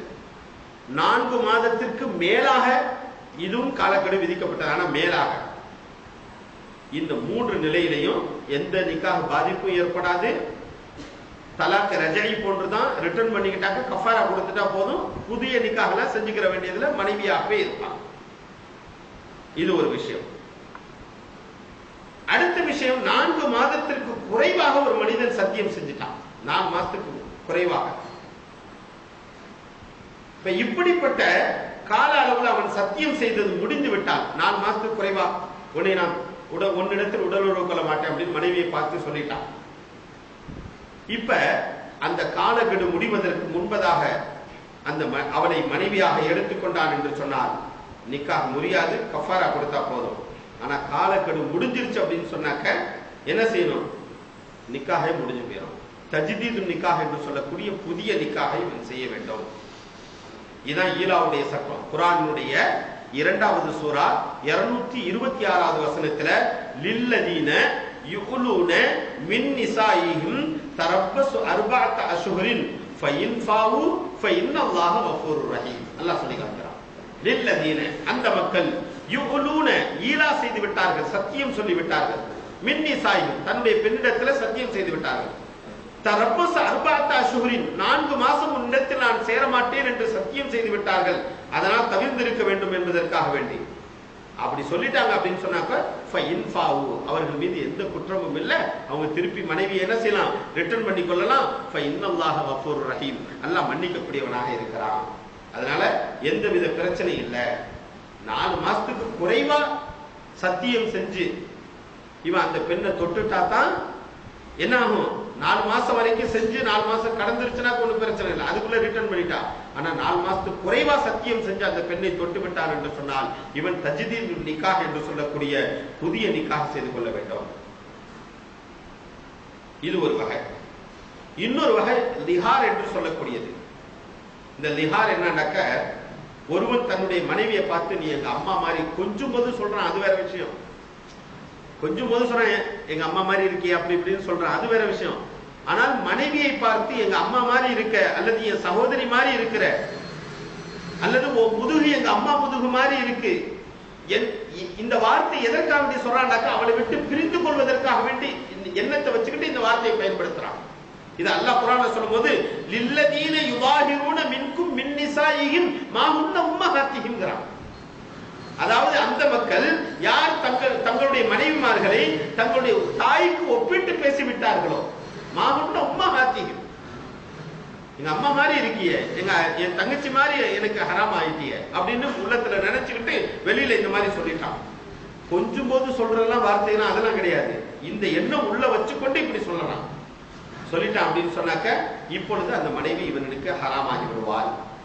இந்த லிஹாரை மீட்டுக் கொள்ள விரும்பினால் உடலுறவு கொள்வதற்கு முன்பதாக மீட்டுக் கொண்டாலும் கஃபாரா கொடுத்துட்டா போதும். அந்த கஃபாரா வேற. அதுவும் என்ன, சூரத்துல் முஜாதிலாவினுடைய 65வது சூராவினுடைய 2, 3, 4 ஆகிய 3 வசனத்துல அல்லாஹ் தஆலா அந்த கஃபாராவை சொல்றான். என்ன சொல்லிட்டான், தன்னுடைய மனைவியை பார்த்து உள்ளத்துல தாய் மாதிரி இருக்கிறிய, தாய் மாதிரி எனக்கு நீ ஹராமாயிட்ட, என்னுடைய சகோதரி மாதிரி ஹராமாயிட்ட அப்படின்னு திருமணம் முடிப்பதற்கு ஹராமாக்கப்பட்ட பெண்களோடு மனைவியை தொடர்பு கொண்டு எண்ணம் வைத்து சொல்லிவிட்டார். அப்படி சொன்னாக்க அந்த பெண் இவனிடத்தில் திருமணம் முடிப்பதற்கு வாழ்வதற்கு ஹராமாக்கப்பட்டு விடுவாள். இப்ப இதை ரிட்டர்ன் பண்ணி கொள்ளலாம். ரிட்டர்ன் பண்ணினாக்க கஃபாரா கொடுக்கணும். கஃபாரா என்ன கொடுக்கணும், அல்லாஹ் குர்ஆன்ல சொல்றான். கஃபாரா கொடுக்கிறது முதலாவதாக அடிமையை உரிமை விடுதல். அதுக்கு சக்தி இல்லை அப்படின்னு சொன்னாக்க 2 மாதம் தொடர்படியாக நோன்பு வைக்க வேண்டும். இந்த லிஹாருக்கு முதல்ல அடிமை உரிமை விடணும். அதுக்கு முடியல அப்படின்னு சொன்னாக்க 2 மாதம் தொடர்படியாக நோன்பு வைக்க வேண்டும். மூன்றாவதாக 60 பேருக்கு உணவோ அல்லது உடையோ கொடுக்க வேண்டும். இந்த 3ல ஏதாவது ஒண்ணு செய்யணும். இந்த இதுக்காக இது லிஹாருக்காக. இப்ப என்ன செய்யணும், தலாக் ரஜஇ, தலாக் பாயின், தலாக் முகல்லலா, இந்த 3ஐயும் தெரிந்து கொண்டோம். அதற்கு பிறகு திஹார் என்று சொல்லக்கூடிய ஒரு தலாக்கினுடைய விதம், அதையும் தெரிந்து கொள்ள வேண்டும். அதுக்கு பிறகு ஈலா என்று சொல்லக்கூடிய ஒரு தலாக்கினுடைய விதம், இதையும் தெரிந்து கொண்டோம். இதனுடைய சட்டங்களையும் தெரிஞ்சுக்கிட்டோம். இப்ப இந்த மாதிரி இதை கொண்டு மீட்டிக் கொள்ளலாம் அப்படின்னு சொல்லி நமக்கு சொல்லப்படுகின்றது சங்கைக்குரியவர்கள். இது தலாக்கு விடக்கூடியது. சரி, இது நமக்கு தான் உரிமையா, பெண்களுக்கு இது இல்லையா? ஒரு அநியாயக்கார கொடூரமான ஒரு கணவன் இருக்கிறான், அவனிடத்திலிருந்து ஒரு பெண்ணு மாட்டிக்கிட்டா. கணவன் குடிக்கிறான், அல்லது குடும்பத்தை சரியா நடத்துறது இல்லை, அல்லது ஆண்மை இல்லை. திருமணத்தினுடைய நோக்கம் என்ன, ஆசையை பூர்த்தி செய்யணும்ல. அந்த ஆசையை பூர்த்தி செய்யக்கூடிய சக்தி அவன்கிட்ட இல்லை. அல்லது அவளுக்கு உடை கொடுக்கவில்லை, உணவு கொடுக்கவில்லை, இருப்பிடம் கொடுக்கல, வீடு கொடுக்க மாட்டேங்கிறான், சாப்பாடு கொடுக்க மாட்டேங்கிறான், டிரெஸ் கொடுக்க மாட்டேங்கிறான். இப்படிப்பட்ட தகுந்த காரணம் அவனிடத்தில் இருக்கின்றது. இப்ப ஒரு பெண்ணு மட்டும் சகிச்சுக்கிட்டு வாழ்வாளா? நீ உடனே தொடர்ந்து என்ன செஞ்சிட, தலாக் தலாக்கு போயிடுற. இப்ப பொம்பளை மட்டும் அல்லாஹ் உரிமை கொடுக்கலையா? அல்லாஹ் கொடுத்திருக்கிறான்.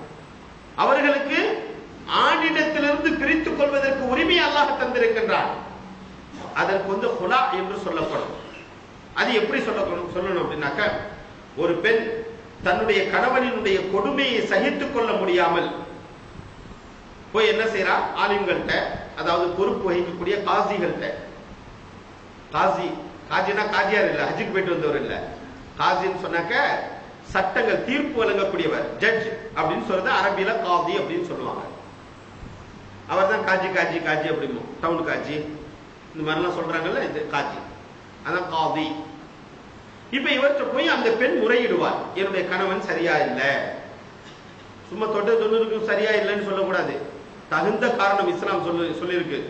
நான் சோப்பு வாங்கி கேட்டேன், அவர் சர்ஃப் வாங்கி வச்சுட்டாரு, சர்ஃப் பவுடர் வாங்கி வச்சனால எனக்கு தலாக்கு கொடுங்கன்னு போய் காஜிட்டு நிக்க கூடாது. நான் திங்கக்கிழமை பிரியாணி போடணும்னு சொன்னேன், எங்க அம்மா வீட்டுல இருந்து ஆள் வர்றாங்க, ஆனா அவர் வெள்ளிக்கிழமை தான் அவங்க அம்மா வீட்டுல இருந்து ஆள் வர்றாங்க, பிரியாணி போட்டாரு, அதனால தலாக்கு கொடுங்க அப்படின்னு சொல்லி போய் நிக்க கூடாது. அந்த மாதிரிலாம் பயன்படுத்தக்கூடாது. தகுந்த காரணம் இருக்க வேண்டும்.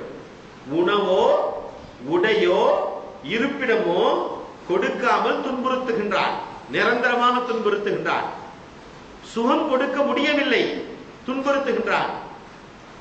அல்லது குடிப்பழக்கம் இதர போதை பழக்கத்தினால் பெண்ணினுடைய உரிமையை பறிக்கின்றான். பெண்ணுக்கு கொடுக்கக்கூடிய உரிமையை கொடுக்கல, அடிக்கிறான், கொள்றான், பெரிய துன்பம் கொடுக்கிறான், கஷ்டம் கொடுக்கிறான், அவளை கஷ்டப்படுத்துறான். இந்த மாதிரிலாம் உள்ள சூழ்நிலையில என்ன செய்யலாம், ஒரு பெண் தன்னுடைய கணவனை பிரித்துக் கொள்வதற்கு அனுமதி இருக்கின்றது. அதனுடைய முறை எப்படின்னாக்க, ஃபஇன் கிஃப்தும் அல்லா யுகீமா ஹுதூதல்லாஹ் ஃபலா ஜுனாஹ அலைஹிமா. அல்லாஹ் குர்ஆன்ல சொல்றான், 229வது வசனத்துல, சூரத்துல் பக்ராவினுடைய 229வது வசனத்துல அல்லாஹ் சொல்லி காமிக்கிறான், இப்படி ஒரு பெண் ஒரு கணவனினால் கஷ்டப்பட்டாள் என்று சொன்னால் அவள் தன்னுடைய கணவனை பற்றி முறையிட்டு பிடித்துக் கொள்ள வேண்டும். உண்மையிலே அந்த குற்றச்சாட்டு நியாயமான குற்றச்சாட்டா இருக்கும். ஆனா இன்னைக்கு என்ன சூழ்நிலைன்னா, அந்த மாதிரி சூழ்நிலைகள்லாம் ஏற்படுது.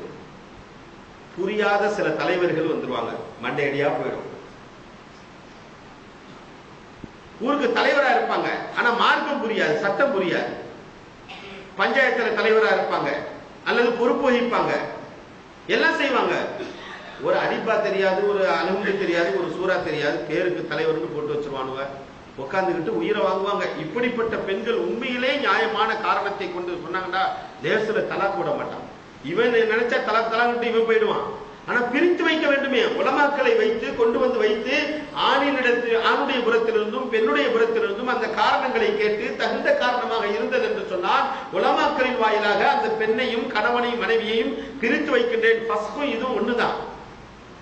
ஆனா அதுக்கு இதுக்கு சில மாற்றங்கள். இப்படி பிரித்து வைக்கக்கூடிய அந்த சூழ்நிலையை செய்யணும், அது செய்யவே மாட்டாங்க. நாளைக்கு வா, நாளன்னைக்கு வா, அப்புறம் வா, நான் கணவன்கிட்ட பேசுறேன், அவன் வெளிநாட்டுல இருப்பான், அவன் பாட்டுக்கு ஜாலியா வெளிநாட்டுல இருப்பான், இங்க மனைவி கஷ்டப்பட்டுக்கிட்டு கொண்டு இருப்பான். வாழ்க்கை இளமை போய் கொண்டு இருக்கும். என்னமோ இவர் கையில பதவி இருக்கிற மாதிரி, என்னமோ இவர் வாழ்க்கையே இவர் கையில வச்சுக்கிட்டது மாதிரி பெரிய அநியாயம் நடக்கும். இவனால என்ன செய்ய முடியாது, முன்னாள் கணவனோடு வாழவும் முடியாது, தன்னுடைய வாழ்க்கையை முடித்துக் கொண்டு இன்னொரு வாழ்க்கையை தேடிக்கொண்டு புதிய வாழ்க்கையை வாழணும்னு நினைச்சாலும் வாழ முடியாது. ரெண்டுக்குமே நடுத்தரத்துல இருப்பான், எதுவுமே செய்ய முடியாது. அப்ப என்ன செய்யணும், நியாயமா கூப்பிட்டு விசாரிக்கணும்.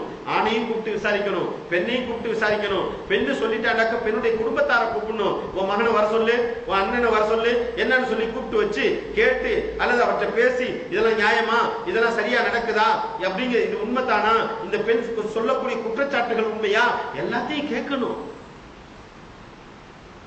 எனக்குன்னா அதெல்லாம் கேட்க முடியாது அப்படிங்கிறதுக்காக நம்ம விட்டு வச்சுட்டோம் அப்படின்னு சொன்னாக்க இந்த பொறுப்பிற்குரிய குற்றத்தை, இந்த பெண் சுமத்திய குற்றத்திற்கு நாம் பொறுப்பாளிகளாக ஆயிடும். இதுக்கெல்லாம் நம்ம காரணமாயிடும். ஒழுங்கா கூப்பிட்டு முறையா பேசி அதை எந்தெந்த இடத்துல என்னென்ன செய்யணுமோ அதெல்லாம் முறையா தீர்த்து எல்லாம் வைக்கணும். அதுதான். வெறும் பதவிக்கு ஆசைப்பட்டு வந்து உட்கார்ந்துட்டோம், மார்க்கம் தெரியல, ஷரியத்து தெரியல, சட்டம் தெரியல, எப்படி கணவன் மனைவிக்கு மத்தியில ஒற்றுமை ஏற்படுத்துறதுங்கிறது தெரியல அப்படின்னாக்க அந்த பதவியெல்லாம் வேஸ்ட், அந்த நிலைகள்லாம் வேஸ்ட். பொறுப்புதாரிகளாக ஆகிடுவார்கள். இன்னொரு விதம் இருக்கின்றது.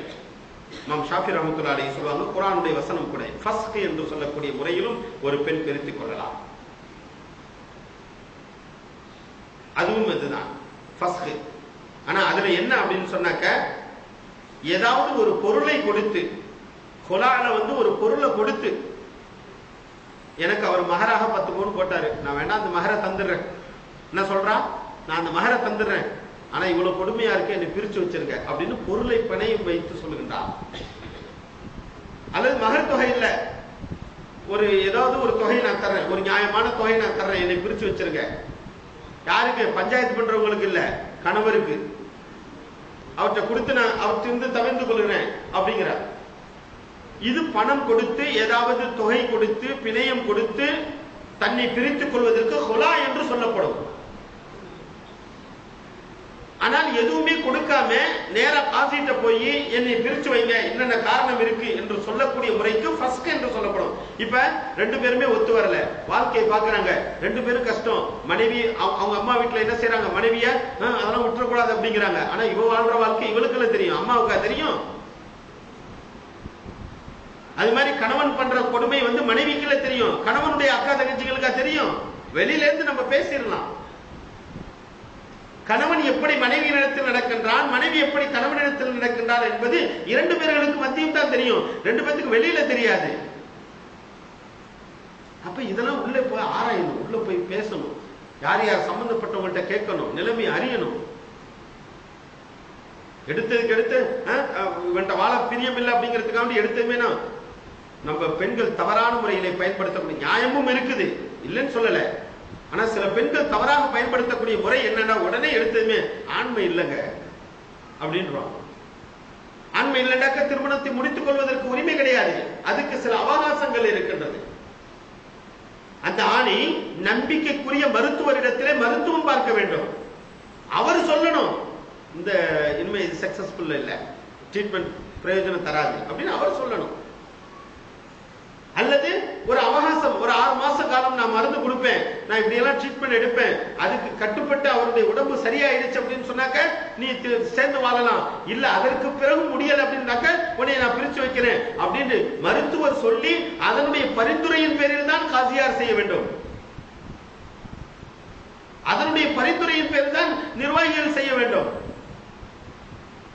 இப்படி சில சட்டங்கள் ஃபஸ்காக இருந்தாலும் சரி, ஹுலாஹாக இருந்தாலும் சரி, எடுத்த எடுப்புல எல்லாம் சொல்லிடக்கூடாது. இப்படி எல்லாம் சில விஷயங்கள் இருக்கின்றது சங்கைக்குரியவர்களே. இதெல்லாம் பார்த்துக் கொள்ள வேண்டும். பெருமானார் ஸல்லல்லாஹு அலைஹி வஸல்லம் அவர்கள் மிக தெளிவாக நமக்கு சொல்லி தந்திருக்கிறார்கள். நாம் நிறைய விஷயத்தை அறிந்து கொண்டோம். தலாக்கை ரஜஇ, தலாக்கை பாயின், அதே போன்று முத்தலாக், தலாக்கை முகல்லலா, இதை அறிந்து கொண்டோம். ஹுலாயை அறிந்து கொண்டோம், ஈதாயை அறிந்து கொண்டோம், ஃபஸ்கை அறிந்து கொண்டோம். இந்த எல்லா விஷயத்திலும் ஃபஸ்கு, ஹுலா, பெண்ணுக்கு கிடைக்கக்கூடிய 2 உரிமை. ஹுலா என்ற அடிப்படையிலும் பிரித்துக் கொள்ளலாம், ஃபஸ்க் என்ற அடிப்படையிலும் பிரித்துக் கொள்ளலாம். ஆணுக்கு ஈலா, மற்றபடியாக உள்ள லிஹாரு, அப்புறம் ரஜஇ, பாயின், தலாக் முகல்லலா, இந்த 3 வகையிலும் ஆண்கள் பிரித்துக் கொள்ளலாம். இப்படி பிரிக்கப்பட்ட பெண் அவளுக்கு எப்படிப்பட்ட என்ன கடமை இருக்கின்றது என்பதை அல்லாஹ் சொல்லி காட்டுகின்றான். இத்தா மூலியமாக இவர்கள் தங்களுடைய வாழ்க்கையை சரி செய்து கொள்ள வேண்டும். இத்தாவின் மூலமாக, இத்தா என்று சொல்லக்கூடிய அந்த சட்டத்தை நாம் பார்க்கும் பொழுது, இத்தாவிற்கு பெயர் கணக்கிடுதல் என்று சொல்லப்படும். கணக்கிடுதல் என்ன கணக்கிடுதல்? தலாக்கு விடப்பட்டதற்கு பிறகு சில காலங்கள், ஒண்ணுக்கு ஒவ்வொரு காலம், இன்ன தலாக்குக்கு இவ்வளவு நாள் இத்தா, இன்ன தலாக்குக்கு இவ்வளவு நாள் இத்தா அப்படின்னு அந்த காலத்தை கணக்கெடுதற்கு இத்தான்னு சொல்லப்படும். இத்தாவினுடைய பலன் என்ன? ஏன் இத்தா இருக்கணும்? தலாக் விட்டானாக்க வேற கல்யாணத்தை முடிச்சுட்டு போயிட்டே இருக்க வேண்டியதானே, ஆம்பளை செய்யறாங்க அது மாதிரி செய்ய வேண்டியதானே. ஏன் பிரயோஜனம்? அதனுடைய பலன் என்னவென்று சொன்னால், தலாக் கோபத்துல விட்டுட்டாண்டாக்க ஒரு பெண் இதா இருக்கும் பொழுது இவன் புத்தி தெளிஞ்சு நிதானத்துக்கு ஆஹா நம்ம மனைவியை என்ன செஞ்சிட்டோம், தலாக் விட்டுட்டோமே அப்படின்னு அவன் புரிஞ்சு மீண்டும் அந்த பெண்ணிடத்துல மன்னிப்பு கேட்டு அந்த பெண்ணை தன்னுடைய மனைவியாக ஆக்கிக் கொள்வதற்கு அவனுக்கு வாய்ப்பு இருக்கின்றதல்லவா. அதுக்காக வேண்டிதான் அல்லாஹ் தஆலா இத்தாவை கடமையாக்கி வச்சிருக்கான். 1. 2வது முதல் கணவனினால் அந்த பெண் கர்ப்புற்று இருந்தால் அந்த கர்ப்பத்தை வெளிப்படுத்த வேண்டும். மோசடி நடந்துவிடக் கூடாது. முதல் கணவனுடைய பிள்ளையை 2வது கணவனோடு ஒப்பிட்டு விடக்கூடாது. சொத்து பிரச்சனை ஏற்பட்டுவிடும். மற்ற இதர பிரச்சனைகள் எவ்வளவோ இருக்கு.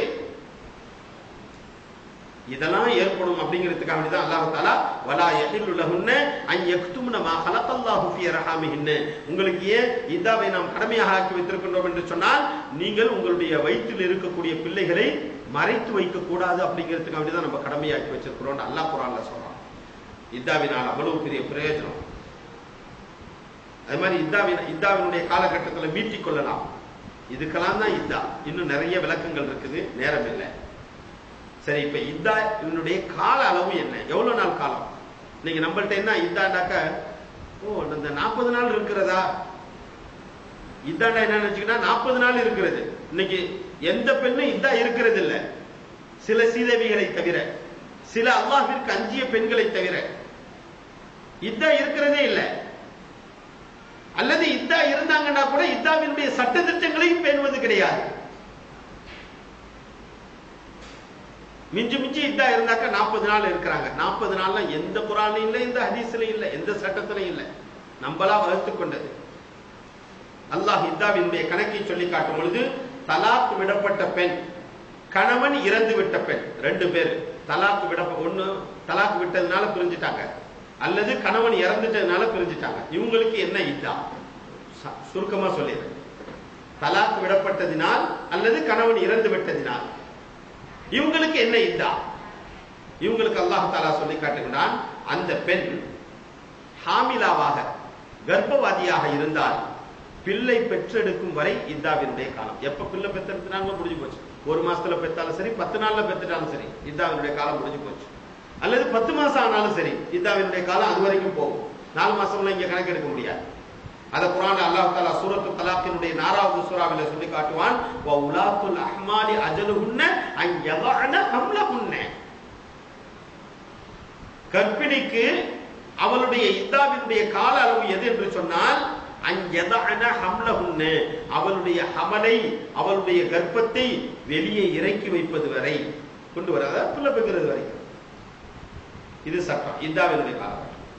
சரி, முத்தல்லகா தலாக்கு சொல்லப்பட்ட பெண் கர்ப்பிணியாக இல்லை. முதல்ல கர்ப்பிணிக்கு தான் அந்த சட்டம். கணவன் இறந்து விட்டாலும் சரி, தலாக்கு சொல்லப்பட்டாலும் சரி, பிள்ளை பெற்றெடுப்பது வரை இதா இருக்கணும். 1.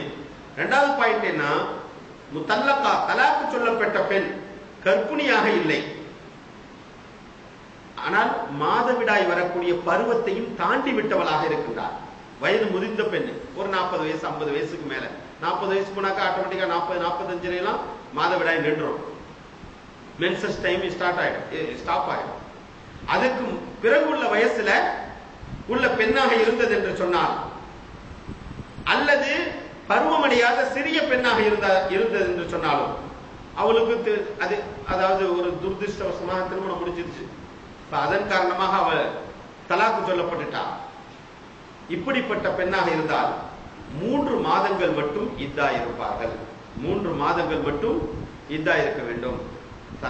மாதவிடாய் வராத பெண்ணுக்கும் சிறிய பெண்ணுக்கும் சிறுமிக்கும் அவள் தலாக்கு சொல்லப்பட்டால் அவள் 3 மாதம் இத்தா இருக்க வேண்டும். இதை சூரத்து தலாக்கினுடைய 4வது வசனத்திலே அல்லாஹ் சொல்லி காட்டுவார். வல்லாஹி யஇஸ்ன மினல் மஹீதி மின் நிசாயிக்கும் இனிர்தபத்தும் ஃபஇத்தத்துஹுன்ன 3 அஷ்ஹுரின் வல்லாஹி லம் யஹில்ன. வல்லாஹி அந்த மக்கள், யஇஸ்ன யார் நம்பிக்கை இழந்து விட்டார்களோ, மினல் மஹீதி ஹைது வருவதை விட்டு நம்பிக்கை இழந்து விட்ட பெண்கள், அதாவது வயது முதிர்ந்த பெண்களா அல்லாஹ் அப்படி சொல்றான். மென்சஸ் நின்று விட்ட பெண்களா அல்லாஹ் அப்படி சொல்றான். மின் நிசாயிக்கும் இனிர்தபத்தும் மாதவிடாயை கணக்கிட முடியாமல் சந்தேகம் ஏற்பட்டது என்று சொன்னால், மாதவிடாய் வந்தா தானே கணக்கிட முடியும். முதல்ல 3 மாதவிடாய் வரலை எப்படி கணக்கிட முடியும்? அப்ப அல்லாஹ் தஆலா சொல்றான், ஃபஇத்தத்துஹுன்ன அவர்களுடைய கால அளவு இத்தா இருப்பது 3 அஷ்ஹுரின் 3 மாதங்கள் அவர்கள் இத்தா இருக்க வேண்டும். வல்லாஹி லம் யஹில்ன ஹைல் வரக்கூடிய பெண்ணாக இருந்தாலும் சரி, ஹைல் வராத சிறு பெண்ணாக இருந்தாலும் சரி, இவங்க 3 மாசம். சரி, 3வது நிலை என்ன அப்படின்னு சொன்னாக்க, தலாக்கு விடப்பட்ட பெண் கர்ப்பமாக இல்லை, ஆனா மாதவிடாய் வரக்கூடிய பெண் இயல்பாக பெண், எப்போதுமே மென்சஸ் வந்துகிட்டே இருக்கு மாசம் மாசம், ஆனா அவர் தலாக்கு விடப்பட்டுட்டா. இப்ப இவளுக்கு எவ்வளவு இத்தாவினுடைய காலம் என்று சொன்னால் 3 மாதவிடாய் வரும் வரை இத்தா இருக்க வேண்டும். வல் முத்தல்லகாத்து யதரப்பஸ்ன பி அன்ஃபுஸிஹின்ன 3 குரு. இரண்டாவது சூராவினுடைய 228வது வசனத்திலே அல்லாஹ் சொல்லி காட்டுகிறார். தலாக் விடப்பட்ட பெண் கர்ப்பிணியாக, கர்ப்பம் இல்லை ஆனா மென்சஸ் வரக்கூடிய பெண்ணாக இருக்கிறார். அவங்க என்ன செய்யணும்? 3 மாதங்கள் 3 மாதவிடாய் காலங்கள் அவங்க இதாவுல இருக்கணும் அப்படின்னு அல்லாஹ் சொல்லி காட்டுறான். சரி, முத்தவஃபா கணவன் இறந்து விட்ட பெண் கர்ப்பவாதி இல்லாமல் வயது முதிர்ந்த பெண்ணாக, சிறுமியாக, மாதவிடாய் வரும் பெண்ணாக 3 நிலை. முத்தவஃபா கணவன் இறந்து போயிடுச்சு, ஆனா என்ன வயது முதிர்ந்த பெண்ணாக இருக்கிறாங்க, அல்லது சிறுமியாக இருக்கிறாங்க, அல்லது மாதவிடாய் வரக்கூடிய பெண்ணாக இருக்கிறாங்க, அல்லது திருமணம் முடித்ததற்கு பிறகு உடலுறவு கொண்டுட்ட பெண்ணாக. இந்த 4 நிலை இப்படி இருந்தாங்க அப்படின்னு சொன்னாதான் இவங்களுக்கு தான் 4 மாசம் 10 நாள். யார் யாருக்கு? கணவன் முத்தவஃபா, கணவன் இறந்து விட்ட பெண், அப்படிப்பட்ட பெண் என்ன இருக்கிறாங்க? கர்ப்பமா இல்ல, கர்ப்பமா இருந்தாங்கன்னாக்க குழந்தை பிறக்கிற வரைக்கும் இதா இருப்பாங்க. வயது முதிர்ந்த பெண்ணாக இருக்கிறாங்க, அல்லது சிறுமியாக இருக்கிறாங்க, அல்லது மாதவிடாய் வரும் பெண்ணாக இருக்கிறாங்க, அல்லது திருமணத்திற்கு பிறகு அவளோடு கணவன் உடலுறவு கொண்ட பெண்ணாக இருக்கிறாங்க. இந்த 4 நிலையில இருந்தாலும் சரி அவங்களுக்கு 4 மாதம் 10 நாள் அவங்க இதா இருக்கணும். வல்லதீன யுதவஃபௌன மின்கும் வயதரூன அஸ்வாஜன் யதரப்பஸ்ன பிஅன்ஃபுஸிஹின்ன அர்பஅத அஷ்ஹுரின் வஅஷரா. இரண்டாவது சூராவினுடைய 234வது வசனத்திலே அல்லாஹ் தஆலா அந்த விஷயத்தை சொல்லி காமிக்கிறார். இந்த 4 பேரும், இந்த 4 கேட்டகரியில உள்ளவங்களும் 4 மாசம் 10 நாள் இதா இருப்பாங்க. ஒரு வெளிப்படையான விளக்கம். ஏன் 4 மாசம் 10 நாள் அல்லாஹ் தேர்ந்தெடுத்தான் அப்படின்னு சொன்னாக்க, உள்ள வயிற்றுக்குள்ள கர்ப்பம் இருக்குதா இல்லையா அப்படிங்கிறது தெரியறதுக்கு வெளிப்படையான எந்த கருவியினுடைய உதவியும் இல்லாம வெளிப்படையாக தெரியறதுக்கு 4 மாசம் 10 நாள். முதல் 40 நாள்ல வித்தாக இருக்கும், இரண்டாவது 40 நாளில் உறைந்த இரத்தமாக இருக்கும், மூன்றாவது 40 நாளில் சதை துண்டாக இருக்கும். இது 3 12 120 நாள் ஆயிடுச்சு, 4 மாசம் ஆயிடுச்சு. இப்ப அல்லாஹ் தஆலா 4 மாதத்திற்கு பிறகு அந்த குழந்தைக்கு ரூஹ் ஊதுகின்றார். ரூஹ் ஊதி 10 மாசத்துல டெஸ்ட். என்ன டெஸ்ட்? அந்த புள்ள உயிராக இருக்கக்கூடிய ரூஹ் ஊதிட்டாண்டாக்க முண்ட ஆரம்பிச்சிடும். முண்ட எப்ப தெரியும் அப்படின்னாக்க 10 மாசத்துக்கு பிறகு அந்த வயிற்றுல அப்படியே முண்டக்கூடிய சூழ்நிலை தெரியும். இது வெளிப்படையாக எல்லாருக்கும் தெரியும். ஸ்கேன் போட்டு இதெல்லாம் அது வேற விஷயம். சும்மா சாதாரணமா அந்த காலத்திலையும் பொருந்தும், இந்த காலத்திலையும் பொருந்தும், எந்த காலத்திலையும் பொருந்தக்கூடிய சட்டம் இது. இப்படி இன்னும் எவ்வளவோ விஷயங்கள் அது குறித்து நிறைய விஷயங்கள் இருக்குது. சரி, இது ஒரு வகை. இன்னொரு வகை, நிக்காஹ் நடந்துச்சு ஆனா உடலுறவு நடைபெறல.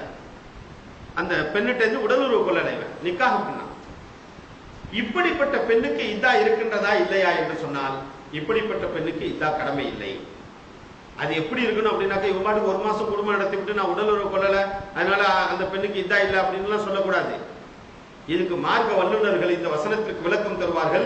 யா அய்யுஹல்லதீன ஆமனூ இதா நக்கஹ்துமுல் முஃமினாத் சும்ம தல்லக்துமுஹுன்ன மின் கப்லி அன் தமஸ்ஸுஹுன்ன வகத் ஃபரல்தும் லஹுன்ன அன் தமஸ்ஸுஹுன்ன ஃபமா லக்கும் அலைஹின்ன மின் இத்தத்தின் தஅத்ததுனஹா. அந்த வசனத்துல சூரத்துல் அஹ்ஸாபினுடைய 49வது வசனத்துல அல்லாஹ் சொல்லி காண்பிப்பான், இதா இல்ல அப்படிங்கிறதுக்கு என்ன காரணம் அப்படின்னாக்க, மின் கப்லி அன் தமஸ்ஸுஹுன்ன, அவளை தொடுவதற்கு முன்பதாகவே தலாக் விட்டு விட்டான். அவள்கிட்ட இதா இல்லை, அந்த பெண்ணுக்கு இதா இல்லை. அப்ப தொடுவதற்கு முன்பதாக அப்படின்னு சொன்னாக்க எவ்வளவு காலம்? அவன் பாட்டுக்கு 1 மாசம் வாழ்ந்து விட்டு நான் தொடவே இல்லைங்க அப்படின்னு சொல்றானா? இதுக்கு ஒரு சட்ட விளக்கம் தருவார்கள். ஹல்வத்தே சஹீஹா என்று சொல்லக்கூடிய கணவனும் மனைவியும் தனித்திருக்கக்கூடிய ஒரு சூழ்நிலை உருவாகாம இருந்துச்சு.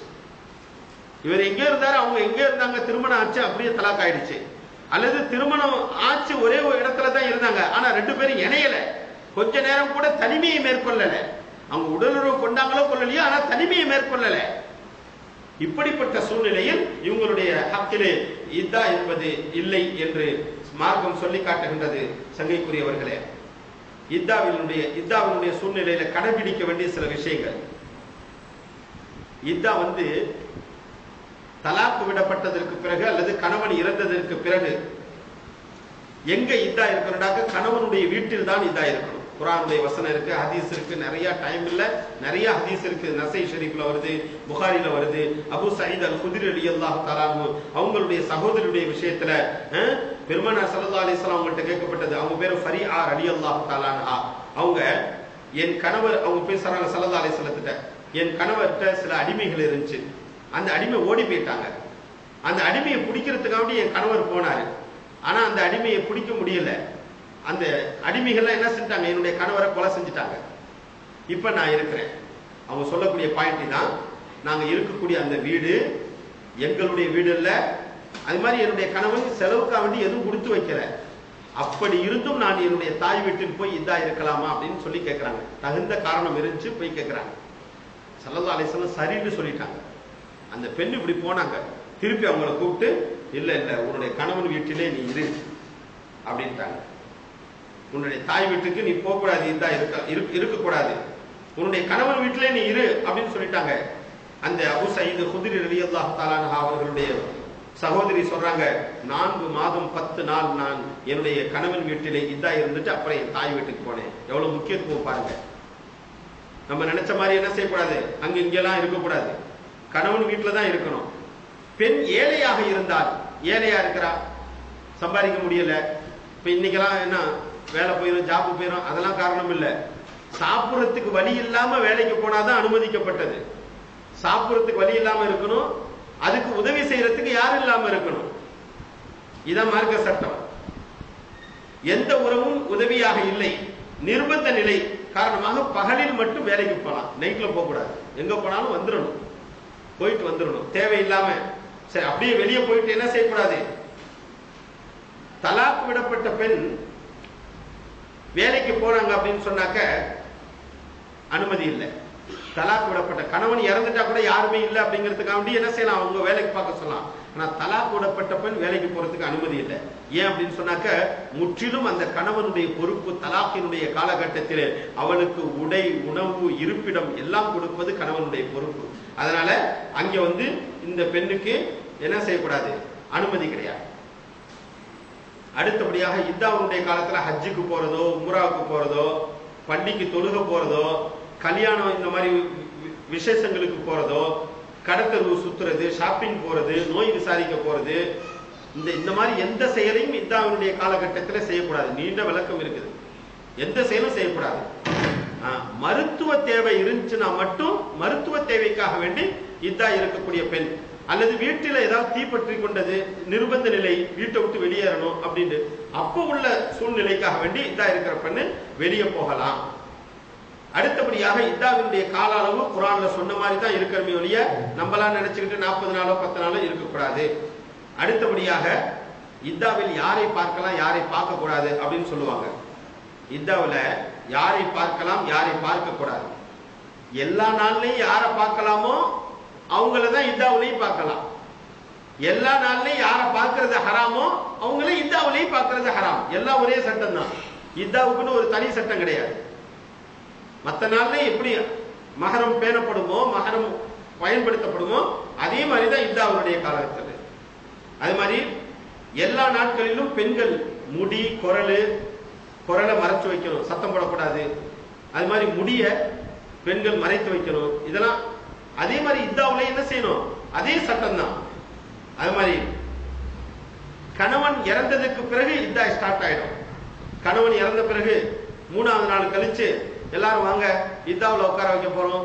அந்த மாதிரி எந்த சம்பிரதாயமும் இல்லை, நிகழ்வும் கிடையாது. வலைய உடைக்கிறது, மற்றபடி ட்ரெஸ்ஸை களையிறது, வேற ட்ரெஸ் போடுறது, அதெல்லாம் கிடையாது. ஆட்டோமேட்டிக்கா கணவன் இறந்துட்டாருனாக்க இத்தாவினுடைய காலம் ஆரம்பமாகிடும். புரிஞ்சுங்களா? அது மாதிரி கலர் ட்ரெஸ் உடுத்தலாம், அலங்காரம் இருக்கக்கூடாது. கண் கவர் பார்த்தாக்க பளிச்சு அட்ராக்ஷன், திருப்பி பார்க்கக்கூடிய அந்த சிந்தனை உருவாகக்கூடாது அந்த ட்ரெஸ்ல. சாதாரணமான எளிமையான ஆடையாக இருக்கலாம், அது கலராகவும் இருக்கலாம், வெள்ளையாகவும் இருக்கலாம். ஹதீஸ்ல நிறைய விஷயங்கள் வருது. அது மாதிரி நறுமணங்கள் பூசுவது, ஆடை அலங்காரம் செய்வது, இச்சையினுடைய நிலை ஏற்படுவதற்குரிய காரணங்கள் என்ன இருக்குதோ அதை அனைத்தையும் தேடிக்கொள்வது, இதெல்லாம் எல்லாமே ஹராம். வீட்டில் இருந்து கொண்டு வீட்டு வேலைகளை பார்க்கலாம், வீட்டு வேலைகளை பார்க்கலாம். இதா இருக்கிறனால நான் வீட்டு வேலை பார்க்க மாட்டேன், ஒரு மூலையில தான் உட்கார்ந்துருப்பேன் அப்படின்லாம் சொல்லக்கூடாது. வீட்டு வேலையை பார்க்கலாம், கொள்ளலாம். குர்ஆன் ஓதலாம், திக்ர் செய்யலாம், கணவனுக்காண்டி மகஃபிரத்துக்கு துஆ செய்யலாம், தன்னுடைய மகஃபிரத்துக்காண்டி துஆ கேட்டுக்கொள்ளலாம். இப்படிப்பட்ட செயல்பாடுகள் எல்லாம் இத்தாவில் கடைபிடிக்க வேண்டியது இன்னும் நிறைய விளக்கங்கள் இருக்கின்றது. கண்ணியத்திற்குரியவர்களே, இப்பொழுது அரிதான பல விஷயங்களை நாம் அறிந்து கொண்டோம். அல்லாஹ் தஆலா அமல் செய்யும் பேற்றினை நம் எல்லோருக்கும் வழங்கி அருள் புரிவானாக.